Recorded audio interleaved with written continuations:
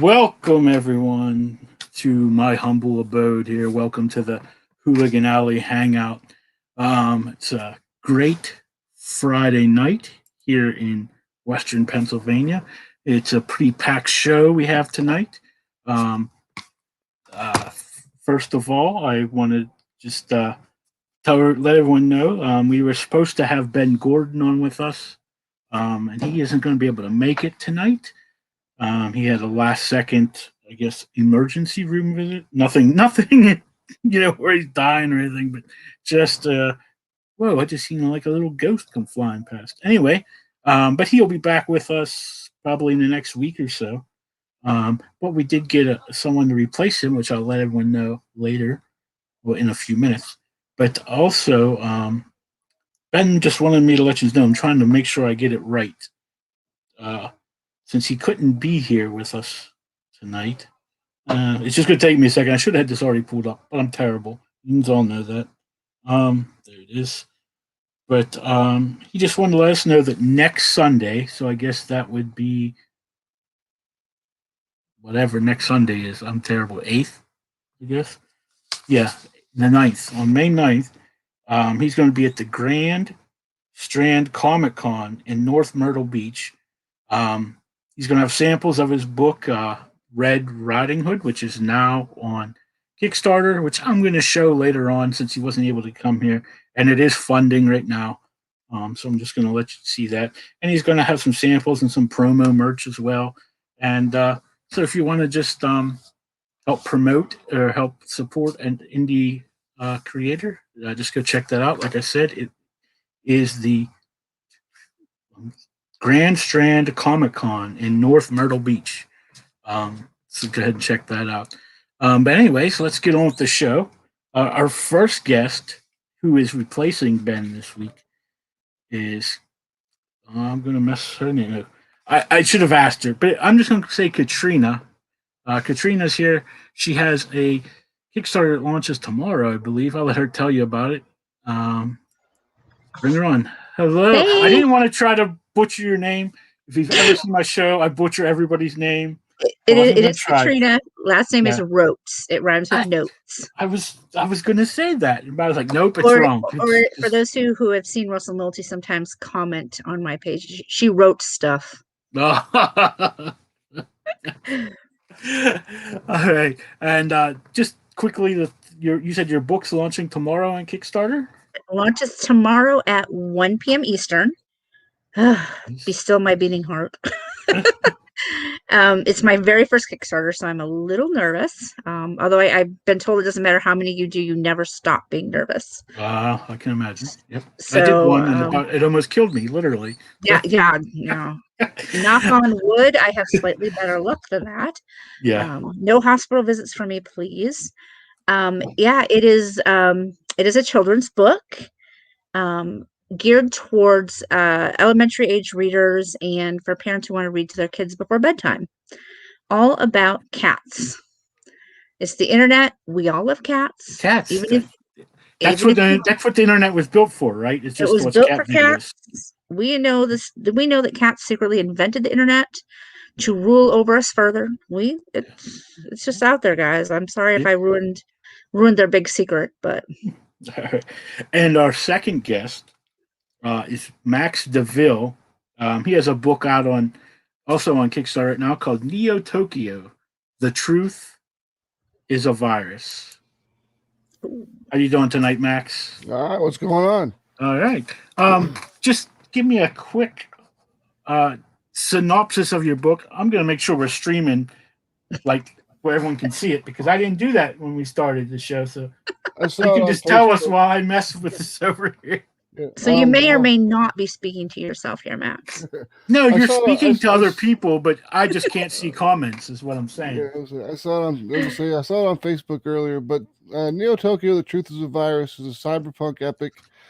It's a story of the haves and have-nots. The people, the societies are very, very one way or the other. You're either rich or you're not, and it's a future dystopia, just like most cyberpunk stories, except for with ours, the city is the main character.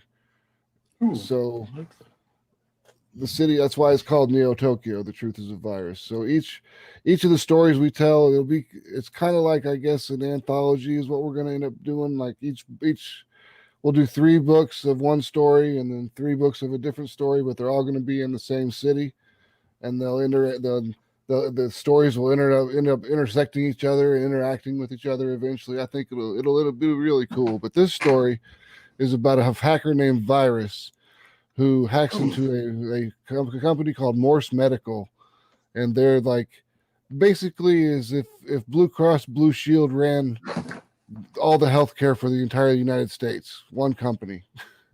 So he hacks into that, and at the same time, while his hack is going on, there's a bombing at a Morse Medical location. So the media puts 2 and 2 together and decides that this guy is a terrorist, and they turn this 19-year-old scared kid into the biggest terrorist in the world. So Talk about having a bad day. Yeah, it's a stab at the media and how they twist things, because like the way the book is laid out, there's like one page that's the story, and then the next page next to it is the media's interpretation of what happened in the page before that. So you get to see what happened, and then you get to see the media how they spin it around and make it into something else. Interesting. So, I'm always into those. Yeah, if you like Paul Verhoeven movies, like I do, RoboCop or Starship Troopers, how the media was kind of its own little character. We do the same thing in this book. Trying to like get my light right so it's not blinding me, but I'm not hiding in the dark. It's just like either I'm gonna be like in the shadows all night or I'm blinded. So I don't know how people can stand those like round lights just shining in their face. Oh yeah. I have one right here in a box. It's still in the box. It's still in the box. Oh, it sounds like I have something. Like I'm just using my desk lamp. I'm like old school, I guess. I just have the light on above me. Yeah, well, mine is like that, but then because I always wear a hat, it kind of like you can see it with the shadow. Shades your face. And then I'm trying to always figure out which side the light's coming from the whole show. Like, because it's backwards. And it drives me insane. I was like, I'll talk to this person. That person. I just do this scarecrow thing and do both. What's up, Dan? All right, so I do have a question for you guys, because this is an interview show, believe it or not. I just want to know when you read comics or books or things, do you prefer stories that are based in the real world or that are like made up like in fictional worlds? You want to go first, Kat? It's my face going, huh? She's like, wait. I was trying to think of like my favorite books and how they work. One of my favorite books. Yeah, I'll use an example. Omni, when the writer wrote it, it's based in Atlanta, Georgia. So it's like a real place. And originally when he wrote it, I mean, he was trying to do it like very current. So like every time the former president would change somebody in his cabinet, he's like, I had to rewrite this part of the script. And he would send me like a new script. Oh, so eventually I was like, dude, I can't draw it that fast. Just pick a time space. Just lock it in. Lock it in. Yeah, you definitely need to lock it in because that guy's changing people quicker. That's how it was. Couldn't keep up. There'd be no way. Yeah. So eventually we decided we're just going to make it fit into the rest of my comic book world, and I have a made-up president in that world. That works. That works. Yeah. Like, so for me, I like certain things like Mary Machine Gun, which is the first book that my company Atrocity Press put out. I wrote that one. I didn't write this one, the Neo Tokyo book. This is written by Josh Hadley, but I wrote Mary Machine Gun, and it takes place in like the real world with an alternate version of history. I love alternate history. Yeah, so that's the way. I mean, so I guess I like it grounded in a real world to a point, but then you have to add that fiction and the fantasy to it to make it. Oh yeah, obviously. Yeah, like I've been trying to think like my favorite book right now, and it's not even released yet, guys. So I can't tell you much about it. I don't need messages from Russell going, just spoiled the entire book and it's not even out yet. I'm bad at that because I always want to tell people stuff, and I'm like, Well, and I that's can't. the thing is I love working with Russell, but he has this thing is he writes so much and it gets so far in advance Mm-hmm. that I have to keep my mouth shut for like 6 to 9 months. It kills me. Yeah. But if you've read any of his books, they are grounded in like an alternate reality. So you recognize, Mm-hmm. maybe not necessarily a place, but you recognize the concept. I'm trying to think of the word I want. Yeah. Like this place has got a mall, or this place, it has Fast pets, it has food. has fast food, it has a pet store. Now that might not be what it really is, but it appears to be that way. And I think it's the same thing with comics. I it needs to have a grounding in reality so I can relate to it, but then go wild and crazy. Mm-hmm. Have fun with it. I always say if you're not having fun with your comics, I don't want to read them. Yeah, you're doing it wrong. They need Right. they need to be fun. Even the serious ones need to have, the passion of the creator behind it. All right. Our third guest has just came in, so I'm going to bring him in. Dustin Staab. I'm hoping I said that right because I butcher everyone's name. I butcher my own if it didn't rhyme. But I'm going to bring Dustin in. Hi. What's Hey, up? Dustin, welcome. Sorry I'm late. It's Staab. fine. It's Staab, by the way. Stop. But that's okay. I should have guessed that because it was 2 A's. But this is my. See, for one thing, I'm a Western Pennsylvania person. Oh, I just seen your door open. I thought a ghost was coming out. I am in a hotel room in Indianapolis. So Because earlier, what's going on? right when I started the stream, you ever watch like any of those ghost hunter shows? There would be like this thing that flies past the screen. They're like, oh, that literally happened. Like I was talking, I just seen this like white light like shoot up the. And I was like, what? A ghost just buzzed. The thing I love about Ghost Hunter shows is they spend the whole time talking about, hey, ghost, come out and show us that you're here. And then like when they hear something like a bang or a noise or something, they're like, oh my God, I'm scared. I'm going to run away. I'm like, they're just doing what you asked. Well, Dustin missed our first question, so I'm gonna go ahead and ask him. We were just discussing with your books and comic books that you read, or even movies. Do you prefer them to be based in the real world or a fictional world? I would say that I pretty much read stuff from both realms. I can appreciate stuff that's grounded in somewhat of reality. So I like the origin story for Magneto is grounded in real events throughout history. But on the flip side, I really like the idea of something that I can kind of create from scratch. I can kind of envision what universe the writer wanted to try to portray. So I would say that I kind of, take it from both sides of the fence. Yeah, makes sense. Right. And because since you came in a little bit late, I just asked each of them just to give us a quick idea of your project. And a little bit later, we'll get into each one a little bit more in depth. But if you just want to give the viewers just an idea of Tales from Kerra Prime, I guess. Tales from Kerra Prime. Kerra. Like Kerra, but with a K. Kerra. Tales from Kerra Prime is an anthology project that's rooted in characters that were created by Brian Silverbacks.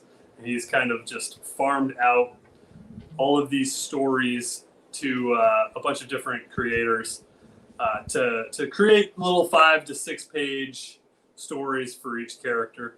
Just kind of introduce the world to Brian's universe, basically. Nice. In a nutshell. Yeah, I had backed and received the handbook that he did earlier in the year, I guess, or at the end of last year.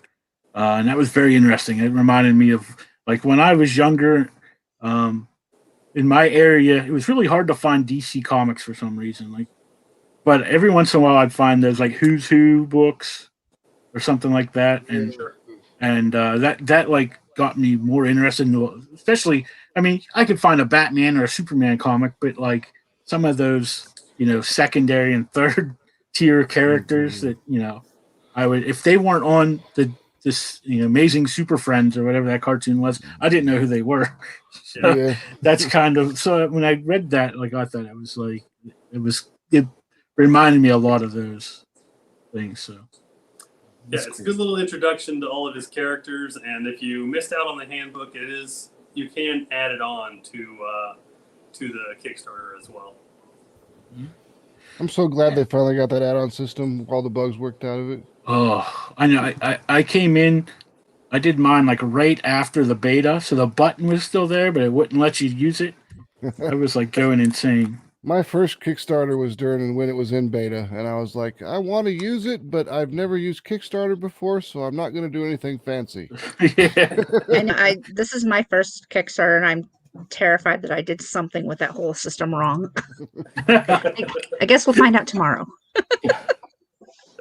Well, they fixed the main problem, which was that like you could have people. Originally, it was like if they bought the digital stuff, they could add on physical. And it would screw up the. Oh, yeah, they would. Shipping. Yeah, because then they wouldn't get charged shipping. Yeah. So, but they fixed that, so now it's okay. It's good. Yeah. you can't add on to digital tiers. So, okay, that's good to know. Because you said that, and I started to have a little panic attack. Going, oh boy! Kind of saw your eyes widen. Yeah, it's like wait. All right. I'm happy to announce that I think all the fire trucks are gone, so I can stop looking over my shoulder now. All right. So we're not going to hear the noise. Hopefully not. Hopefully we are good now. Because poor Dustin's talking, and I feel like I'm being so incredibly rude, like looking and leaning back, and I was paying attention, but I'm constantly looking at a million things when I'm doing this. But you missed the excitement, Dustin. My neighbor's house 2 doors down from me caught on fire tonight, and so there was a whole street load of fire trucks and such that's been here all night. That's no good. So, no. Luckily, nobody was hurt, and everybody's got a place to go tonight. So good. That's always good. The third person that I've I don't really know you, but I'm here around you. The people that I've talked to, they've had their house burned down, or there's someone they know's house is burned down. It's terrible. Just in the last couple months. So I'm like, maybe it's me. Maybe I'm the bad luck. Well, that's why I told Katrina that, I think maybe this podcast is a little bit bad luck because 2 of the other guests that were supposed to be on tonight, Ben, like it was probably 2 hours for the show, messaged me, said, man, I ain't gonna be able to make it. I have to go to the emergency room. I hurt my knee at work. And I'm like, oh, it's and then so it's you and legs we need to be careful with. Well, and then Nicholas Collins, he was on 2 weeks ago. He has a book. Well, he had a book. Is it? I gotta see if I. Demon Slayer, the book of the Demon Slayer. His second issue had launched, and he had to cancel the Kickstarter on Wednesday because his wife had passed away from cancer, and so he wasn't able to join us tonight. And I told him, it's understandable, man. Yeah, like you got a legit real life reason. yeah, because we had talked about it 2 weeks ago when he was on.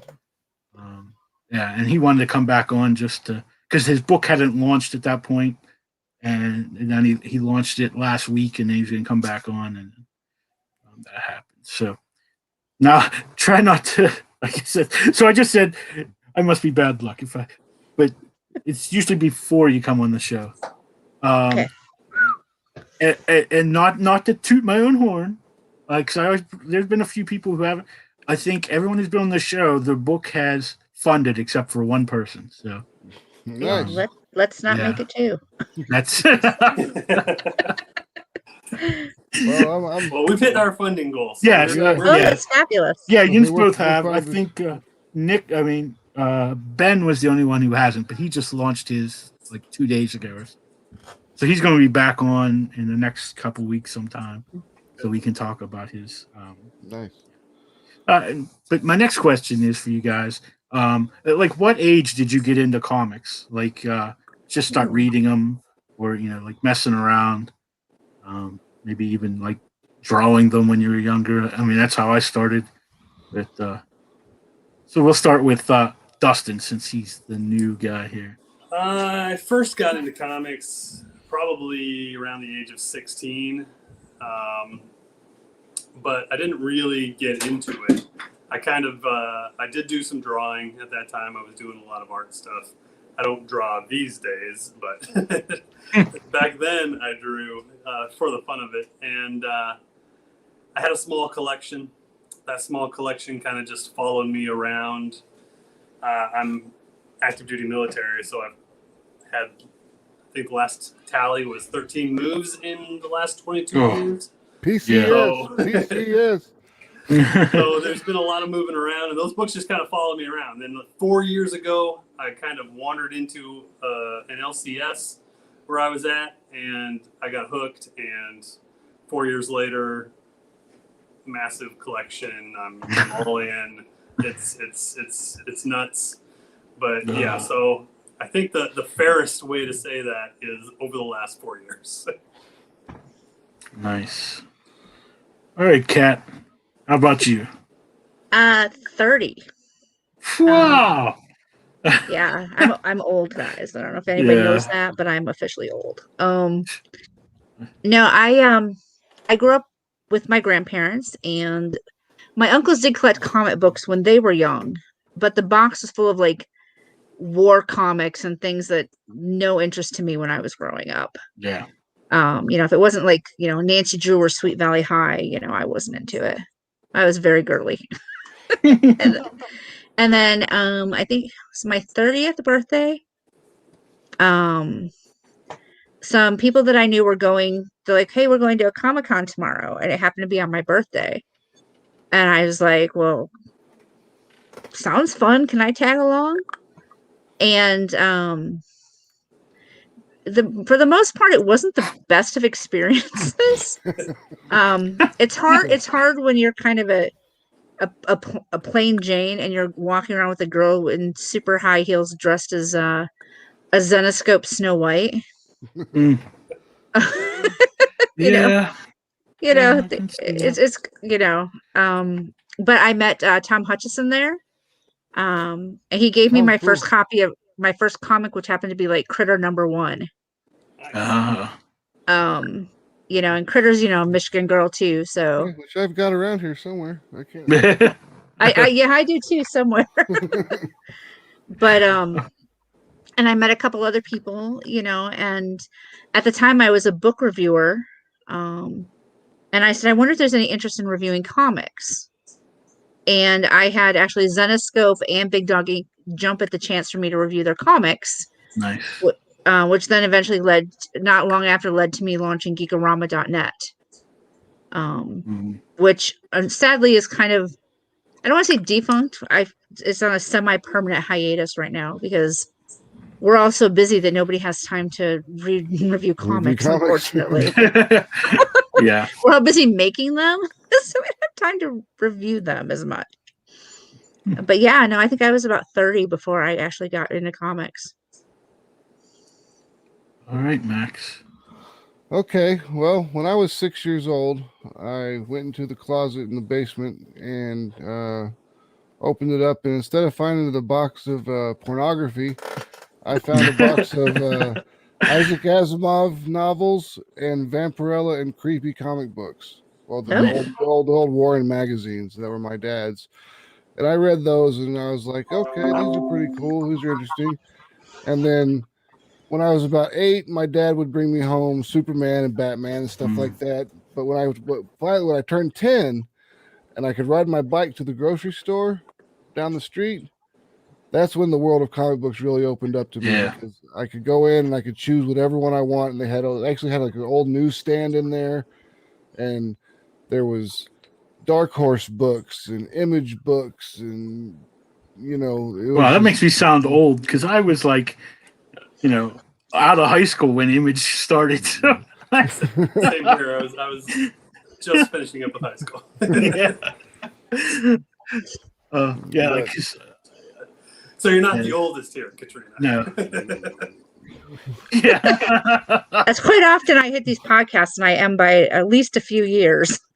I usually usually- am the oldest. Yeah, I'll get my grandpa status because they'll be like, oh, you're everyone on the podcast is in their 20s, and I'm like, God, I'm like double your age. Yeah, I know. I had 2 or 3 people on a couple weeks ago, and they were all like born after I had graduated high school. Like, they were all born in the 90s, and I'm like, oh, that makes me feel so old. Yeah, But, like, I remember when I realized that people that weren't even born yet when I graduated high school could buy alcohol now. Yeah. My oldest is 21, and the day he turned 21, I went, oh my God, Yeah. how did that happen? Like, Yeah, how are you old I'm- enough?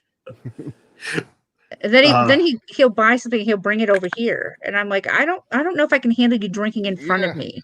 I know it's legal, You're still my But- kid. You're but I still don't know my. if I can handle this. I tell my kids all the time. I have a son who's 20, and I tell him all the time. I was like, when I see you, you're still that little kid. Like, I don't care how old you are, you're still always going to be that little kid to me. So, Look, I still remember when you were smaller than the cat. He was a preemie Yeah. when but I said, I remember bringing you home when you were smaller than the cat. Okay, I'm not ready for you to be old enough to be, picking up your own mics, at the store.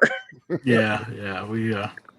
I guess I'm kind of like Max. I got I discovered comics originally at the barber shop when my dad would take me to get my hair cut, and I have to sit there and wait for the older guys to get their hair cut, and there was an old it was Blue Demon and Blue Beetle or whatever comic, and it was always the same old one. It didn't even have a cover on it, but I don't know how many times I read that comic book.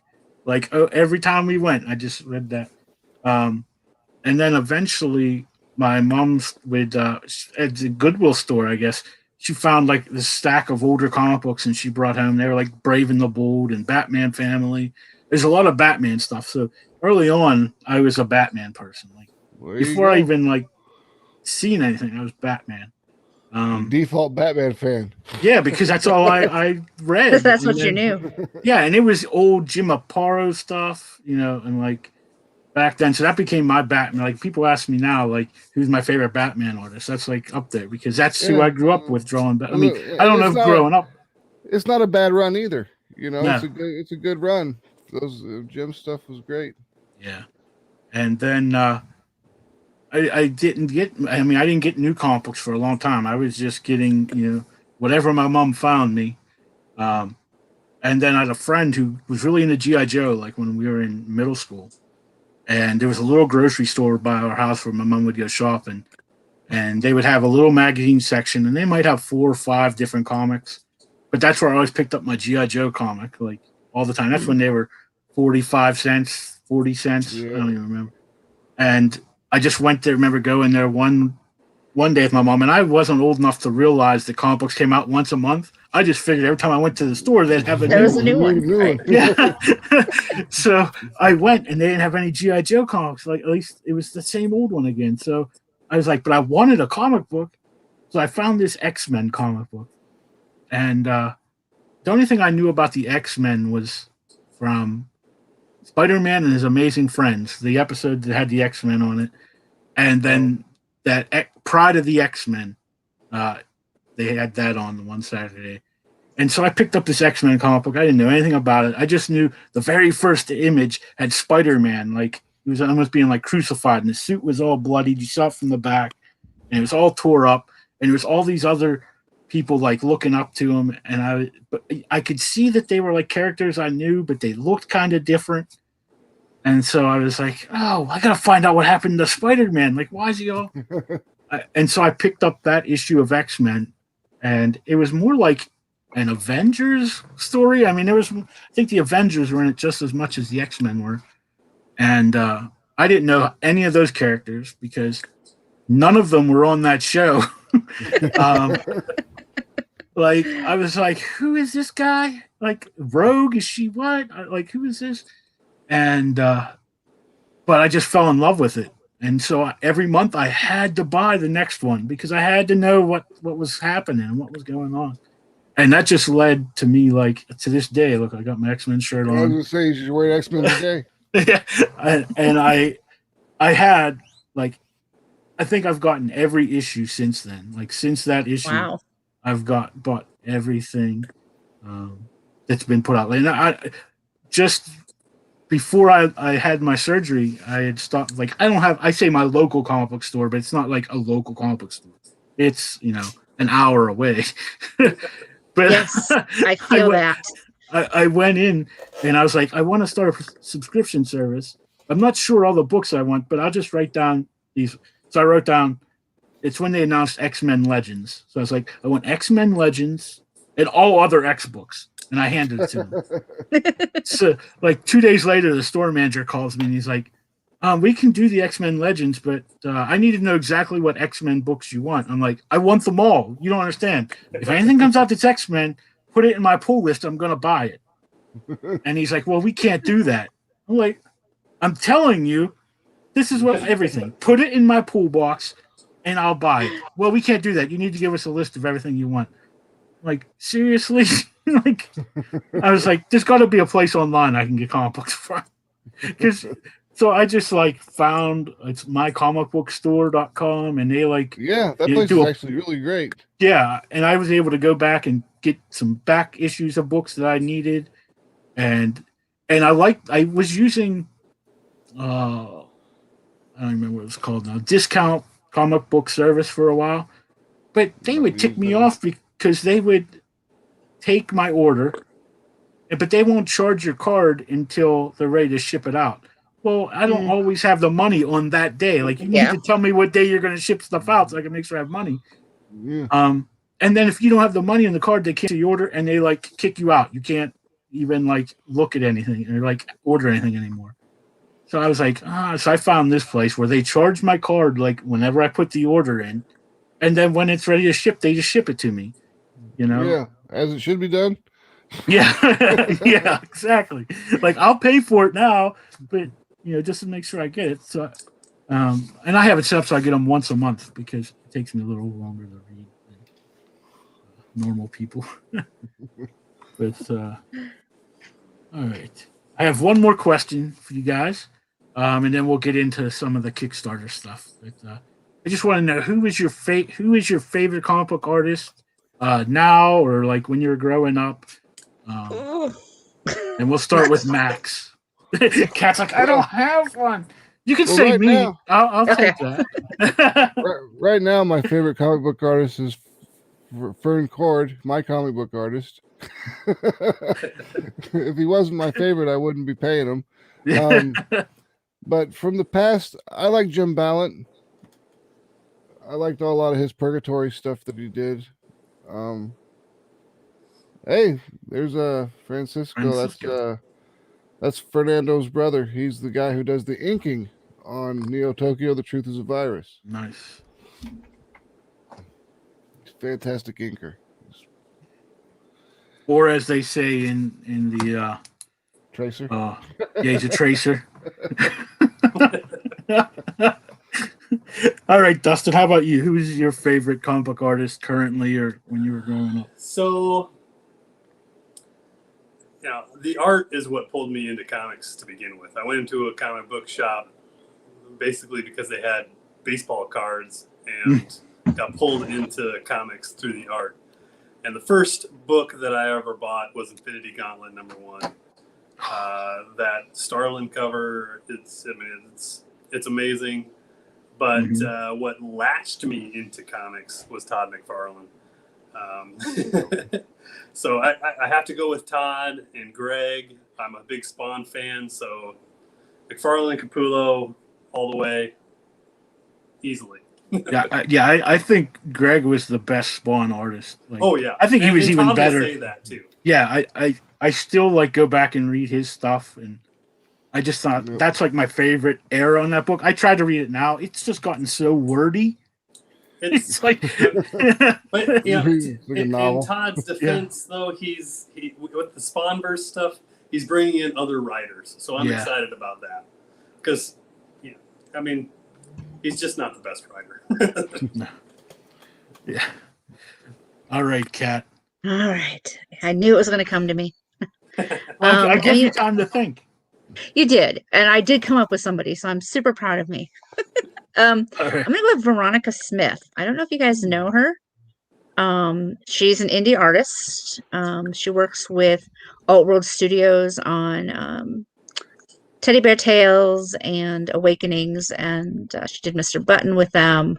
Not gonna lie, I work with them too, which is how I became familiar with Veronica's art, though. I know she works with I believe Michael Watson and some others too. But she just has a really fun style that's perfect for children's comics. All right, and I guess I'll answer my own question. I guess again, art was what drew me in, and of course the old Batman artists, I was always with them, but like Jim Aparo, and but as I got older, especially with X-Men, like when I was in high school and Jim Lee took over, my first like real experience with Jim was in Punisher War Journal. Yeah. When that launched, and then that 2-issue that he did with with Wolverine and the Punisher, that's kind of like just cemented it for me. And then when he went over to X-Men, I was like so excited. Was it the War Journal where he stabbed the guy in the eye with the chopsticks? Yeah. In the Chinese restaurant. And then later on, like when Image started, I have all the '90s Image books. Like you can find them in most local comic book stores for $1 a piece, which makes me laugh when I see people like trying to sell an issue for $15. Yes. Or and I was like, I can get like 20 of them from my local comic book store for that much. There were so many Spawn comics that were printed, though. It was so huge in the '90s. Yeah. That was the biggest comic book event that happened for a while. Oh yeah.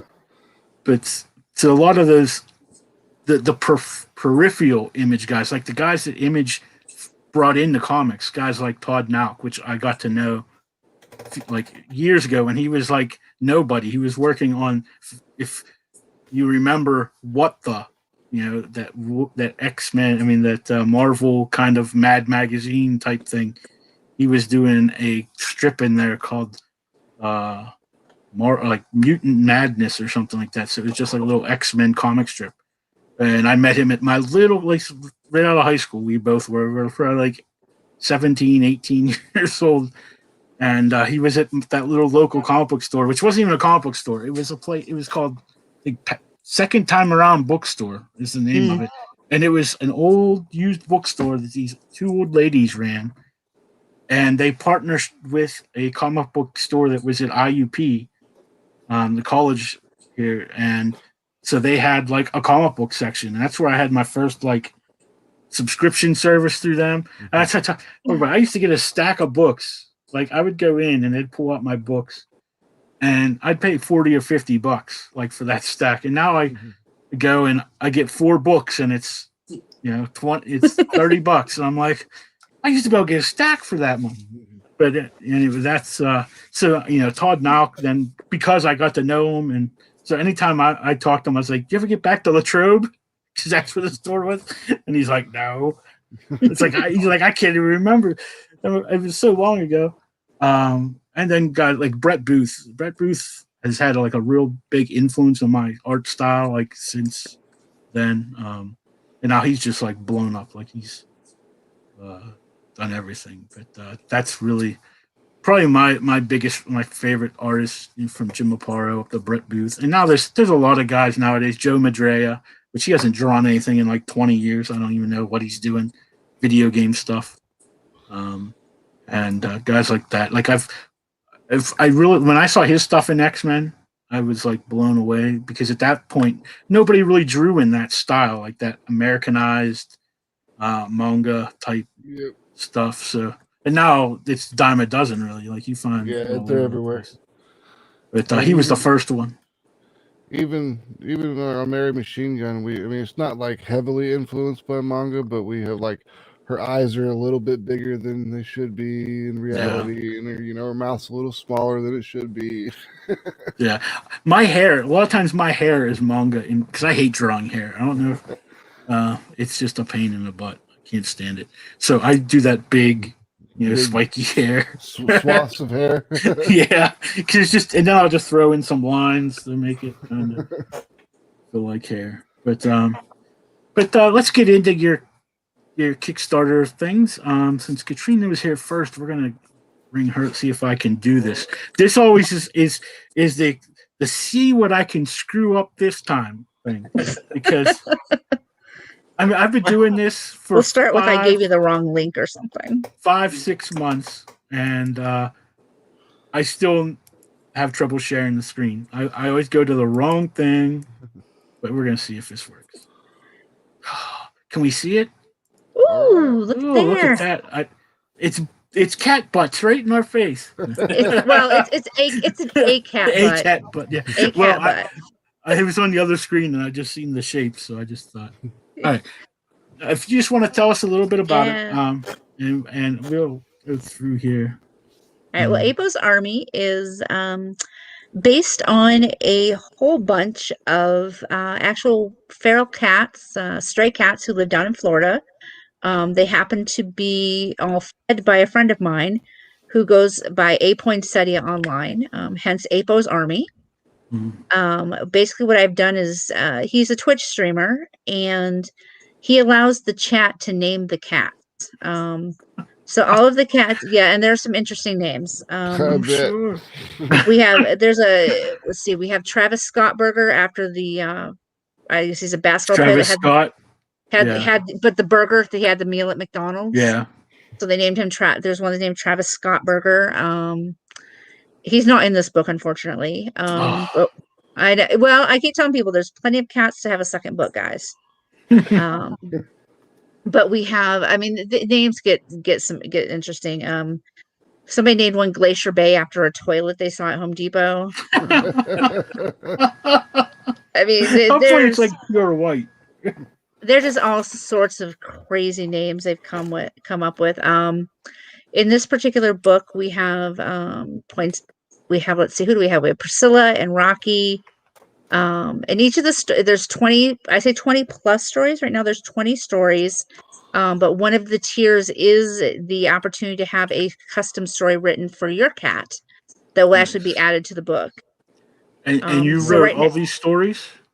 I wrote all the stories. The interior art is, if you scroll down, I think I put some samples in. Maybe I didn't. Oh, no, I guess I didn't. Kickstarter was laid out well. Yeah. Thank you. Like I said, it's my first one, so I'm a little nervous about it. But the artist on here, her name is Max. She's done 8 different coloring book style drawings for the interior of the book. That's her right there. She lives down in Florida. She happens to be A Poinsettia's girlfriend. So that's convenient. This is Eric Cockle. He did the cover art. He's super excited about the cat butt on the back cover. I can't blame him because I love it too. Yeah, so he's for those who are familiar with my first book, which there's a picture of it, Tales from the Toy Store.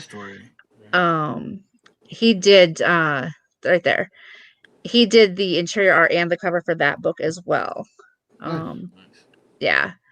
So as far as pledge tiers, you can get digital issues or digital copies, not issues. This is not a comic book, guys. Digital copies of both Apo's Army and Tales from the Toy Store, as well as physical copies, and then all of the keychains. If you scroll down just right there, all of these are handcrafted by Max as well. Nice. she handcrafts both the keychains and the figurines that we're doing alongside the books. I couldn't do Yeah. that. Me either. Like I said, I've been around for a while, and it's how I got to know the people I have. And I'm very blessed that the group of friends that I have are very much of the same mindset to use your friends when you can. Yeah. And so Eric and I have been friends for a number of years. I met Max through Twitch and A Poinsettia. Like I said, she's only 19. She's super excited to be part of this. At 19, I was not at all directed towards anything. So, so I love that she has, something that she loves to do, and she's getting to do it with us. I had different priorities when I was 19 years old. Yeah. And we're men, so it's a little different. I married my ex-husband when I was 19. So I kind of missed the fun years of being a teenager there. But you got married before we you launched. Couldn't even drink. You didn't even drink at your own wedding. I couldn't even drink at my own wedding. No. But we launch tomorrow at 1 p.m. Nice. On Facebook tomorrow, I will be going live at noon. I'm actually going to read one of the stories from the book, the one about Rocky. Rocky likes to work out in the gym, and one day a new gang arrives who wants to use their gym. And so it's all about what happens when that comes to pass. Well, if there's going to be more than one Rocky story, I'm sure he loses in the first one. And then in the second one, it's like a draw. Okay. And then I may have to rework the story. And if he's in a third story, the cat he fights has a mohawk. Has a mohawk. All right. Yeah. Wears a whole bunch of collars, like gold collars. Is there? And he's like, I pity the cat. Is there a Russian cat, like a specific Russian cat? That would be the fourth one, and the Russian cat would have to We do have some Russian. We have some Russian blues on the channel, so we may have to. There you go. Rocky Part 4. Yeah. Sorry, guys, we have to keep writing books because I got to get to Rocky Part 4. And that's where the Russian cat has to kill the cat that beat Rocky in the first book. Okay, well, that might be a little bit much for a kid's book, but all right. Maybe he can just. Rocky was PG. Yeah. But back then, PG was a little different. Was not the PG of today. No. Yeah. This is my first Kickstarter. I'm excited and nervous, and all the stuff you are right before you go to launch. Oh yeah. Did you do a pre-launch with this, where you had people sign up? I did. Kind of what we're showing here. Well, no, I actually had a pre-launch page. It's we've had I think only about 15 people, but considering it's my first Kickstarter, that's not bad at all. I'm especially if you convert most of those to right. Actually, I've got a couple of people willing to take the time to get notified about your product. Yeah. I have a couple of people who are claiming that they're fighting for first pledge. Sitting there waiting. They're going to wait till I do the countdown, and as soon as I say I've launched, they're going to be over there. Yeah, what it is their kids are big fans of my first book. So they want to get the second book for their kids, and that's cool. This is different. The first book was Tales from the Toy Store, which took place mostly in a toy store, with stuffed animals as the main characters, and all of them having their adventures. So this is a little different because it's all cats. So these next book we're back to the toy store. Are these short stories then? These are short stories. Yeah, it's 20 plus short stories. And about how many pages is the book? It probably tells me in there, but it's currently I think 102 pages. So that'd be good to have something to read to the kids at night. Yep. That's what I tell people. I said, look, people are like, who's your audience? And I said, anybody who knows a kid. Yeah. If you know a Or kid, likes cats. you know, or who likes Yeah. cats, exactly. Okay. Kids and cats. There's a lot of crazy cat ladies out there. There are. I can't say anything because I'm right amongst them. Yeah. Is there crazy cat guys? Because I got. I'm 3 cats sure in there my are. house. I've got 3 cats. My wife's got us to get 3 now. When I told her no more, but we'll see. before I me said and no my, more. I said no more at 3-2, and I have 5 yeah, because I did an emergency adoption on a set of black twins this summer. So now I've got 5 here. And for people who are wondering when I said that, cats, guys, cats. I was not referring to people that way. got cats. I just As you realized what guys you're can- talking about. I was like, If you just came in, guys, I'm talking about cats. And it's not unusual, as you guys might have seen earlier. One of them popped up on camera. They, from time to time, think it's okay to walk across my laptop. or they like to get up and say, "What are you doing?" Yeah, what's that? Can I see? Yeah. Oh, Yeah, so I'm super excited. So, hopefully we'll jump in there tomorrow and have a good start. And I'll definitely. jump over I've there I've tomorrow. joked that if we hit $3,000, I'll get one of my characters tattooed. See? What I said? Say hi, Mac. What's up? What's Like, up? meow, Oh, meow. really? Now you're hissing and biting me? Really? You're a terrible podcast guest. This isn't Springer. This isn't Springer.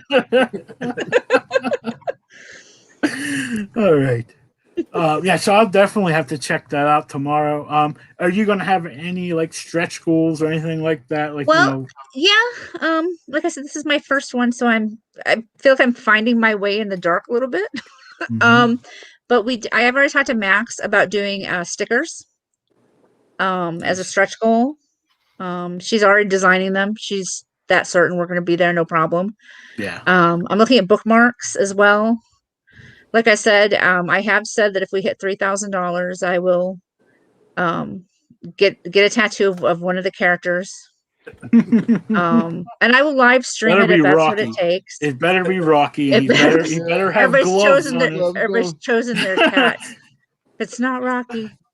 Well, I haven't said specifically it will be one of those. It might actually be from the first book. I have a really great drawing done by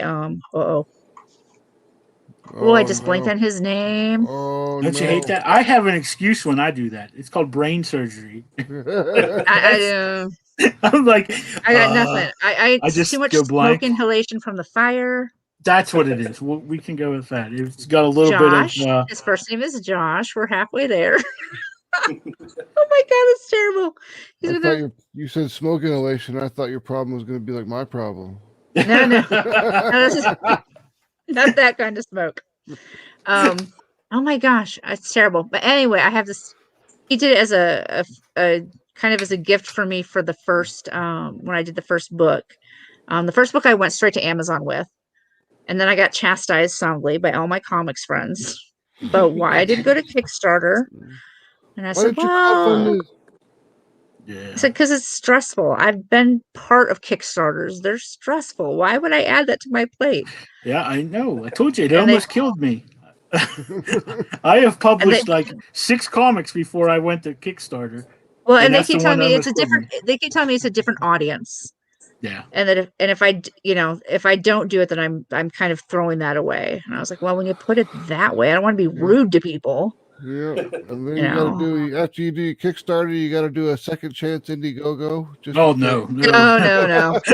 I've had enough stress just with this Kickstarter. No. I one and done with this book. Once it actually goes out to all of the backers and everything like that, then it will actually be put up on Amazon. I did both for purchase there. Mary Machine Gun. We did both. We did Indiegogo first. And it only made like $2,000, and we were like kind of bummed. And then we did a Kickstarter after that, and the Kickstarter made like $8,000. So we were not as bummed. I have $1,000 goal. So if I bring in 2,000, Hey, I'll be jumping up and down. I would too. like I mean, like that's the best.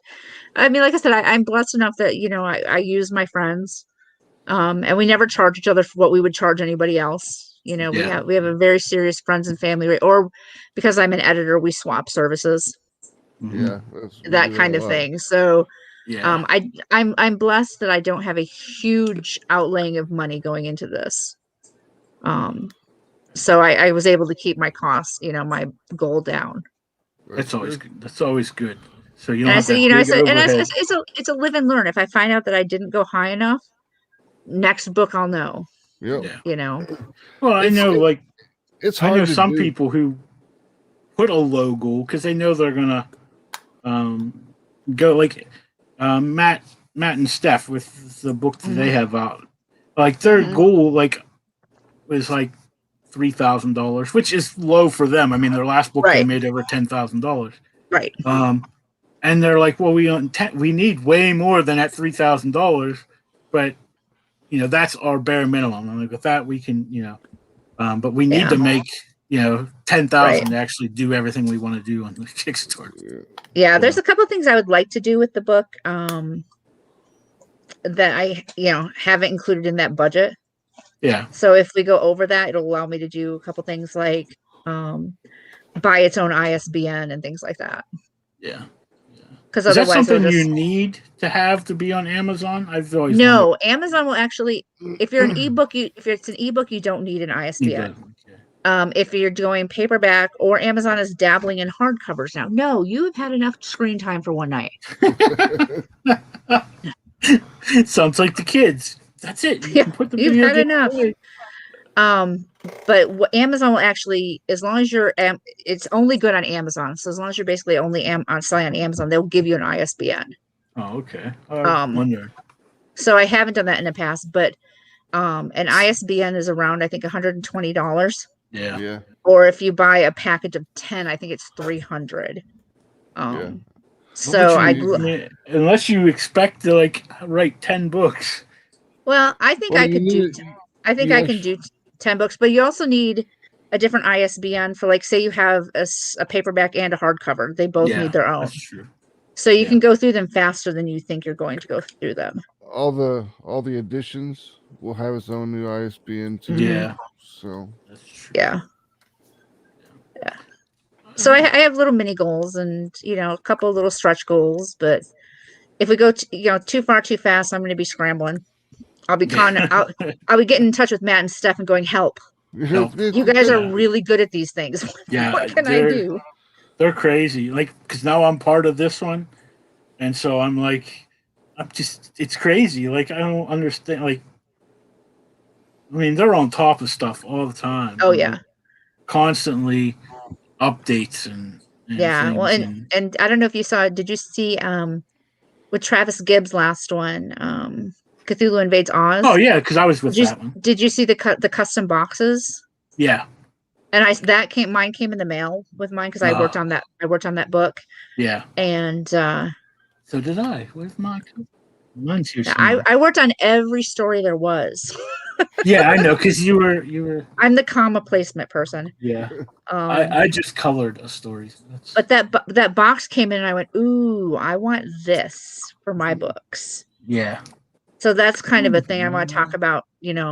Talk to Travis about what the costs are involved, and make that a stretch goal. If we can. Let's see. Here's my. Aren't they pretty? Special. Yeah. Pretty. That's the special edition if you work the special creator edition. Yeah, which was the only thing I'm bummed about is mine wasn't signed by anyone. My this one isn't, but then I paid before I was asked to even be on the book. I'd already the project. Backed it. So I got a standard one too, and I have the autographs in it. So I'm gonna go through all of my copies because I didn't know that he would get that signed for us. You know what I mean? Yeah, I was hoping. I checked mine and it wasn't. So I said, well, I guess it just means I need to go on a road trip. Well, I know they're around all the country and track down all these creators and because they're all somewhere. And there's a lot of them. Tonight, I guess, or something, or this weekend, a bunch of them are together. Yeah, And, Chuck and Matt and Travis, I think. yeah, and I was like, damn, Florida. I know, stinking Florida. Everything happens there. I'm stuck up here away from everybody. Yeah, Yeah, but well, unfortunately, I'm in Michigan, so yep, Oh, not yeah, close to same way I Florida. am. Yeah. but unfortunately, everything happens in Florida. Florida man Yeah. exists for a reason. All right. Let's go ahead and move on to Tales from Kerra Prime. Now I'm going to try this 2 times in a row. Let's see if I can do it and not bring up something crazy. I always grab the wrong one. Here we go. See if I got it. Are we good? Are we good? Yeah. There it is. There Oh, it look at that. Tales from Kerra Prime. Yeah, so All right. 42 hours to go, like you see right there. So we're less than 2 days away from ending this thing. It was only an 18-day run. Yeah. So it was kind of an abbreviated run on the Kickstarter. Which, well, I mean, you blew that $5,000 out. Yeah, it's done pretty well. I mean, we hit the goal within 48 hours. Oh, so wow. we kind of just creeped along after hitting the goal. But That's always good. Yeah, I mean, hitting the goal was obviously what needed to happen. So Tales from Kerra Prime is, like I mentioned before, all these characters that Brian Silverback came up with. He put a feeler out. Was like, anyone interested in doing this? I have this idea for this anthology, and I want to get a bunch of different creatives on it. And that's exactly what he did. You know, you talk about building these relationships with people, and you know, we all have a relationship with Brian one way or the other, and we all want to see him succeed. And he's such a great, motivating and good guy that he works so hard at what he's doing, and we just all want to see him succeed. So, you know, we all kind of volunteered our time, and you know, if we happen to make a little money at the end of it, I mean, that's just gravy on top of everything. So, I mean, there's probably closer to 125 pages now because we've added a couple of stories. Nice. There's way more than 25 creators involved in this thing. I couldn't. There may be a list if you scroll down. I don't remember for sure, but yeah, there's a ton of creatives involved. Blacksmith right there, as you can see, that's the character that I wrote for. JT Malloy, if you know who he is, he did the art for my story. His intellectual property is the Sapphire Spectre stories. He just did a Kickstarter last year sometime that funded and did well. So he's working on Sapphire Spectre issue number 2. They're only 5 to 6 page stories for these characters, so I can't give too much away. Give away 1 page, that's a 6th of the story. But Blacksmith, you can look at the handbook. He's a character that comes from a different world where, you know, arena fighting is kind of just the normal thing. Everyone's a fighter, and he's a really good one. So he gets sucked into Kerra Prime, as do most of the characters, by unknown forces and for unknown reasons. And what he does is he, in his retired years as a fighter, has become like this hunter, like a bounty hunter of intergalactic aliens that happen to come into the realms, you know, that may have nefarious ideas and things. So he's kind of a bounty hunter, and he shows up on Kerra Prime, doesn't know why he's there, you know, doesn't know how to get home. So he just reverts back to what he does know, and that's hunting down aliens. And that's basically what my story is about. It's kind of a hunt story. And, you know, I was really fortunate to be involved in this project. I have 0 published works, so this will be my first one. Oh, yay! Awesome. Nice. Congratulations. Yeah. So it's very exciting. And, you know, again, going back to the relationships, JT and I have known each other for, you know, 3.5, 4 years now, and I reached out to him and was, hey, I need an artist for this story. And instantly he was like, hell yeah, man, I got your back. So nice. Yeah. So, it's been a really fun experience because my first script was probably closer to a 15-page story. But, with Brian's help and with JT's help, we kind of pared it down. And, I think it's a fun little tale. Nice. I'm looking Sweet. forward to read. I see this is just like a short list here, like Jonathan Hedrick, Stoney Williams. I'm going to screw these names up, so I'm going to try to find people whose names I know. Travis David Gibb. Dolly. Yeah, well, I didn't get that far. Great. David Doliano. Yeah. I knew he's on it because he Alton did the. Simpson. Yeah. I know Alton Simpson. Yeah. Dustin Staab. That's me. I'm in amongst all those great names. Jerome, whose last name I'm not going to try to pronounce because it's I don't French. blame you because he's just Jerome. That's what we call him. Jerome. So with all these stories out there and all these different creatives involved, there's bound to be something for everyone. Oh yeah. Ultimately. And just some of the different, I guess, companies that these creators have worked with. Yeah. Yep. So, and then the digital copy, just $10. And then this is the that's not bad at all. Digital and the soft cover. Yeah, for what you get, $20 isn't too bad. And you figure if it's over 110 pages, it's not going to be a floppy. I mean, that's going to have to be right. That's going to have some sturdiness to it. It's going to be a perfect bound. Yeah. It's a cardstock cover, so it'll be sturdy. Yeah, it'll be like like one of these. Yeah, pretty much.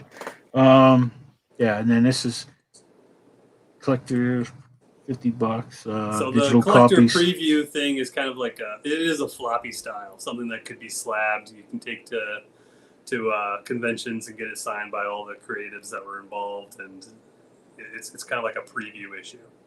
Nice. Oh, this is the mask. I remember him talking yesterday about life size. It's your Muerto Noir mask. Yeah. Nice. That's cool. And that was already sold out. Sold out. Richard, that's the cover. That was the cover. It sold the first day. He also has a number of original art tiers. So some of his intellectual property, as far as like Loggerhead and Starbastard's not his, but he did the Loggerhead Starbastard story. Yeah, I know. With the handbook, you got that like a preview book, like an ash can or whatever of that Loggerhead Starbastard. Yeah. So there's a couple of first appearances as far as original art are concerned. So Loggerhead's first appearance in a comic is available, as is Deadlift. There's Deadlift's first appearance. Yeah, Deadlift's first appearance is available as well. So those are some interesting little options or opportunities that are there for original art collectors. There's a retailer tier. Yeah. I just that's, and then you got your add-ons, and there's the handbook. The handbook. Yeah. Yep, the handbook. And then there's where all the different covers. I don't even remember. This is a tiny picture, and I can tell that's a Steph Wilson cover. You're correct. Gee, I wonder why. I was like, that's stuff. And then you ain't cool unless you got a Steph Wilson cover. I told Steph on one of my one of the streams, my book Omni, I created a female character just so I can have a Steph Wilson cover. Steph Wilson cover. And that's just some more add-ons to add on additional stuff. And then more original art add-ons. That's nice. Oh, and these were cool. I seen these. Man. Pillow fighters. Yeah. The old school wrestling pillow fighters. The wrestling ones. The wrestling buddies. Yeah. Yeah, because I think he had the Apex one when I seen him the one day. Yeah. Those are pretty cool. And you get all 4 of them for the $100. Yes. Well, that's mean, pretty sweet. That's probably less than you'd pay for them in the store. Oh, Yeah. I figure they're probably, there's no way that they're 20 They're probably $30-$40 in the bucks. store. Yeah. Yep. No doubt. And This is just some. original arts. Yeah. add-ons there that we are go. available. And then All of our stretch stretch goals. goals are backer based. So as we Oh, get okay. more backers, then we open up the things. And the goal of the project is to get it into as many hands as we can. Yeah. So that's why Nice. we arranged the backer based stretch goals. Nice. 200 may be a bit of a stretch in the next 2 days. We need another 48 backers. Oh, But who knows? we'll see. We'll push it out there and we'll hustle until And the end. Kickstarter will start pushing it now too. Yeah. Like once you're in the last 48 hours. There's always that last 48 bump. So hopefully, it'd be nice to see.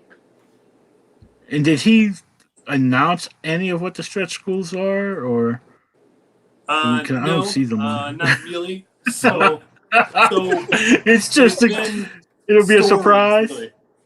So the first, the 101 was an added story, as was 135, and then 150 were stickers that we've added. Oh, So who knows what 200 is?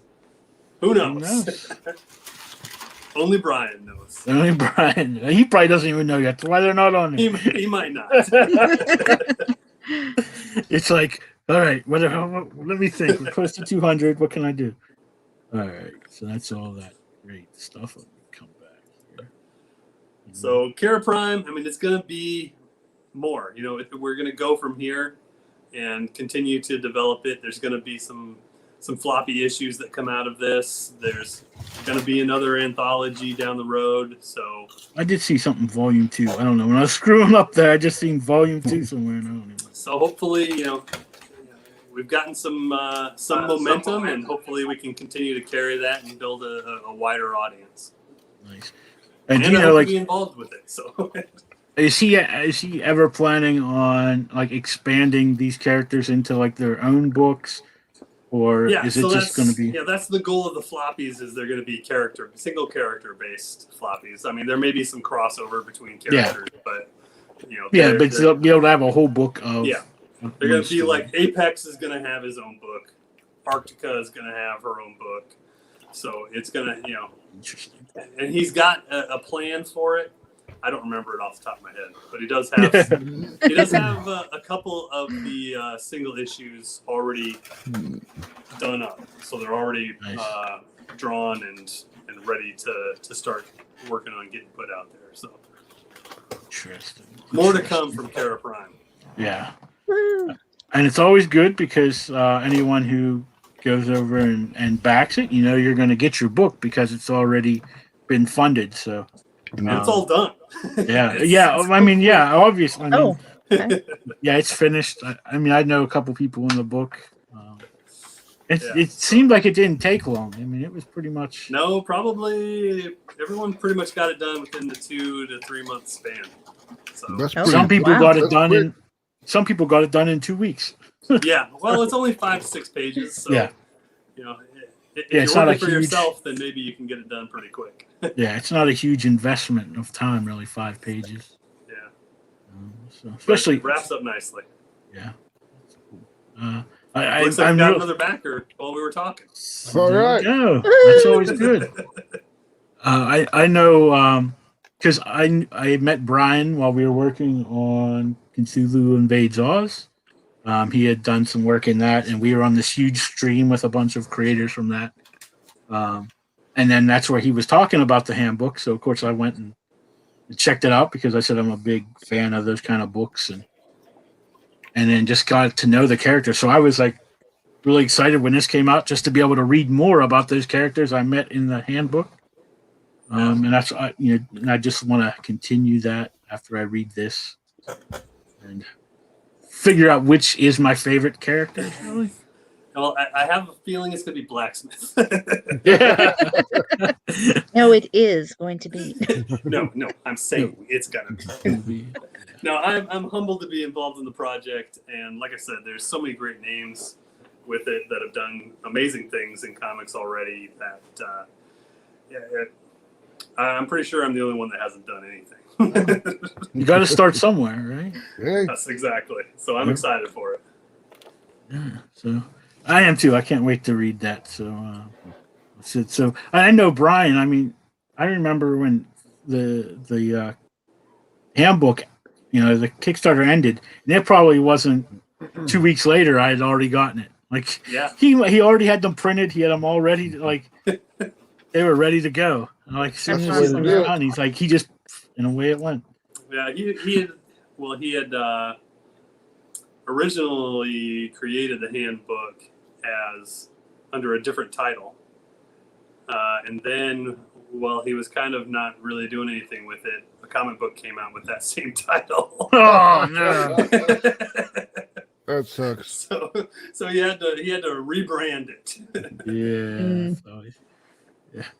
But That's yeah, always fun whenever especially if you worked on something for a while, and then you find out that someone else has already put something Well, out with that name. the book that took the name really didn't have anything to do with what he's doing. It's just it already took the name. Yeah. Rather than being linked to something that wasn't what it should be. Yeah, So when we did Mary Machine Gun, we were surprised that no one had done anything with Mary Machine Gun because there's Machine Gun Mary. Yeah. And like the social media things were open. Like we've got at Mary Machine Gun on Twitter and at Mary Machine Gun on Instagram. So like we just lucked out. Sometimes you're lucky. Sometimes you're good. All right, let me rid of this. All right. So Max, are we ready to go to Neo Tokyo? Going to the sleaze pit now. We saved the worst for last.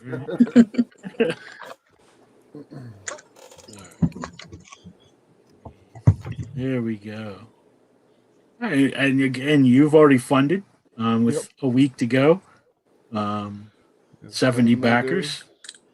So that's not too. It's not too bad. So here, tell us a little bit about this. Neo Tokyo. Is the title Neo Tokyo? The Truth is a Virus, or is? Yep, it's like Neo Tokyo : The Truth is a Virus. Okay, that's the way I've been typing it, and I just wanted to make sure I was right. Because the Neo Tokyo, the city, it's like the main character of the entire series. So we're going to tell a whole bunch of different stories inside Neo Tokyo. So like next one might be Neo Tokyo Flashpoint or whatever, Oh, I see. Yeah. Call it. Yeah, I had a book I started a few years ago because I have a book called Fall from Grace, and Grace is the name of this town.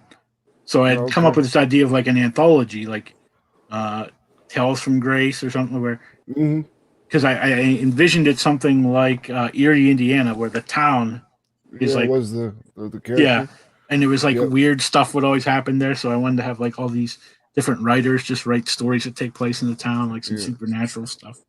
So that's what we wanted to do with this, is just kind of make it to where it's the city's kind of its own little. It could become like a writer's playground. They could write whatever they wanted to.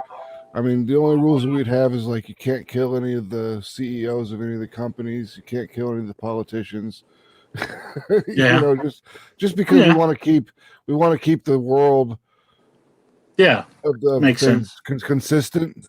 Yeah, you know what I'm saying? Because if you end up taking out a character and then there's other writers writing it, and then you end up having that, then you got to think, all right, well now I got to put this one before that one. Exactly, because we're working. It takes us about 3 months to put a book together. So if it took us 3 months to put a book together and someone else is writing something and kills a politician, now that politician can't be in this book that we've got on the back getting created right here. So it just makes it easier for everybody. But Neo Tokyo: The Truth is a Virus is a story of a 19-year-old hacker right there, the guy with the glasses. That's his name's Virus, and the guy with the armor on, with the flat top haircut and the big rocket launcher arm, that's Machine. He was his name's Jersey Juice. He was grew up in the ghetto, and took a shotgun blast to the chest on accident and got cybernetic implants to keep him alive. And then he kind of became like a cybernetic implant addict, and he started replacing stuff that didn't need replaced. And now he's more machine than man, and that's why he's called Machine. Nice. And then Sky is the female. She's a wet work assassin and a stripper. That works. She has got a morals, so she won't take anything that kills women or children or anyone that she deems innocent. So she doesn't quite. I mean, she is an assassin, but she has morals on who she'll kill. So that kind of puts her at a restriction on how much money she can make. So she helps her support her income through dancing. Nice, huh? One thing I can't stand is how Kickstarter put these things in here now. It's like, Yeah, I never even saw it. oh, it drives me nuts because a lot of times I'll like scroll through. I was like, oh wait, maybe this Kickstarter ain't finished because it looks like the things that would be at the end, and I'm like, oh no, it's after that. All right, so this is just some stuff about the story, I'm sure. The team, and then it's basically the introduction to the city. Like the guy that wrote it, Josh Hadley, he's written for 1201 Beyond, Hustler, Fangoria, Horror Hound, Rue Morgue, Night Flight, Mateus Duertes. What? You mean Hustler has like words in it? Yeah, can you believe that? What is that? Got words in there. Who knew? They got actual articles you can read if you so choose. That's crazy. They put articles in there so you can say that you read it for the article. I guess, yeah. It's probably just a bunch of words. Don't even say anything. Probably just like word soup. Yeah, it's just it's like the adults on Charlie Brown talking. Wah, wah, wah, wah, wah. All right, and then is this some of the interior? Yeah, this is the first 6 pages of the book. We gave out the first 6 pages of the book. Anything that has nudity on it's covered up with the devil head. Nice. Because we can't put it on the Twitch or on the Twitter, not the Twitter, the Kickstarter. Kickstarter, yeah. Well, you could, but they just wouldn't. Yeah. Wouldn't be very successful. No, and I like that the joke there is that you can see the crime scene and it says warning. You can see crime scene. It would just yeah. Oh, okay. Now I see I didn't notice the devil head before. Now I did. Like that first page that had him on, I just thought that was part of the page. No. Now it like makes sense. Oh, there's some more. See, that's when the bomb went off, and this is the news media putting it all together. You know, the anarchist activities that he's been linked to, and put the information out for him. And then he goes to meet his friend Machine because he needs some help because his parents have been killed. And he doesn't know exactly where to go. So he goes to hook up with his buddy who likes his parents, and that's when they end up going off to go find Sky, who's the wet work assassin. Because if someone's trying to kill this kid, then she'll be the one to know who's. Yeah. She'll be the one in the know on how to figure it out, who wants him dead. And these are just some pinups with some character descriptions. That's Virus. Nice. Jonathan Swall. There's his description there. That's like another. That's Machine getting busy, blowing some noggins, popping skulls, doing his thing. Just another day at work. There you go. And there's Sky with her tattoo and her robot arm. Nice.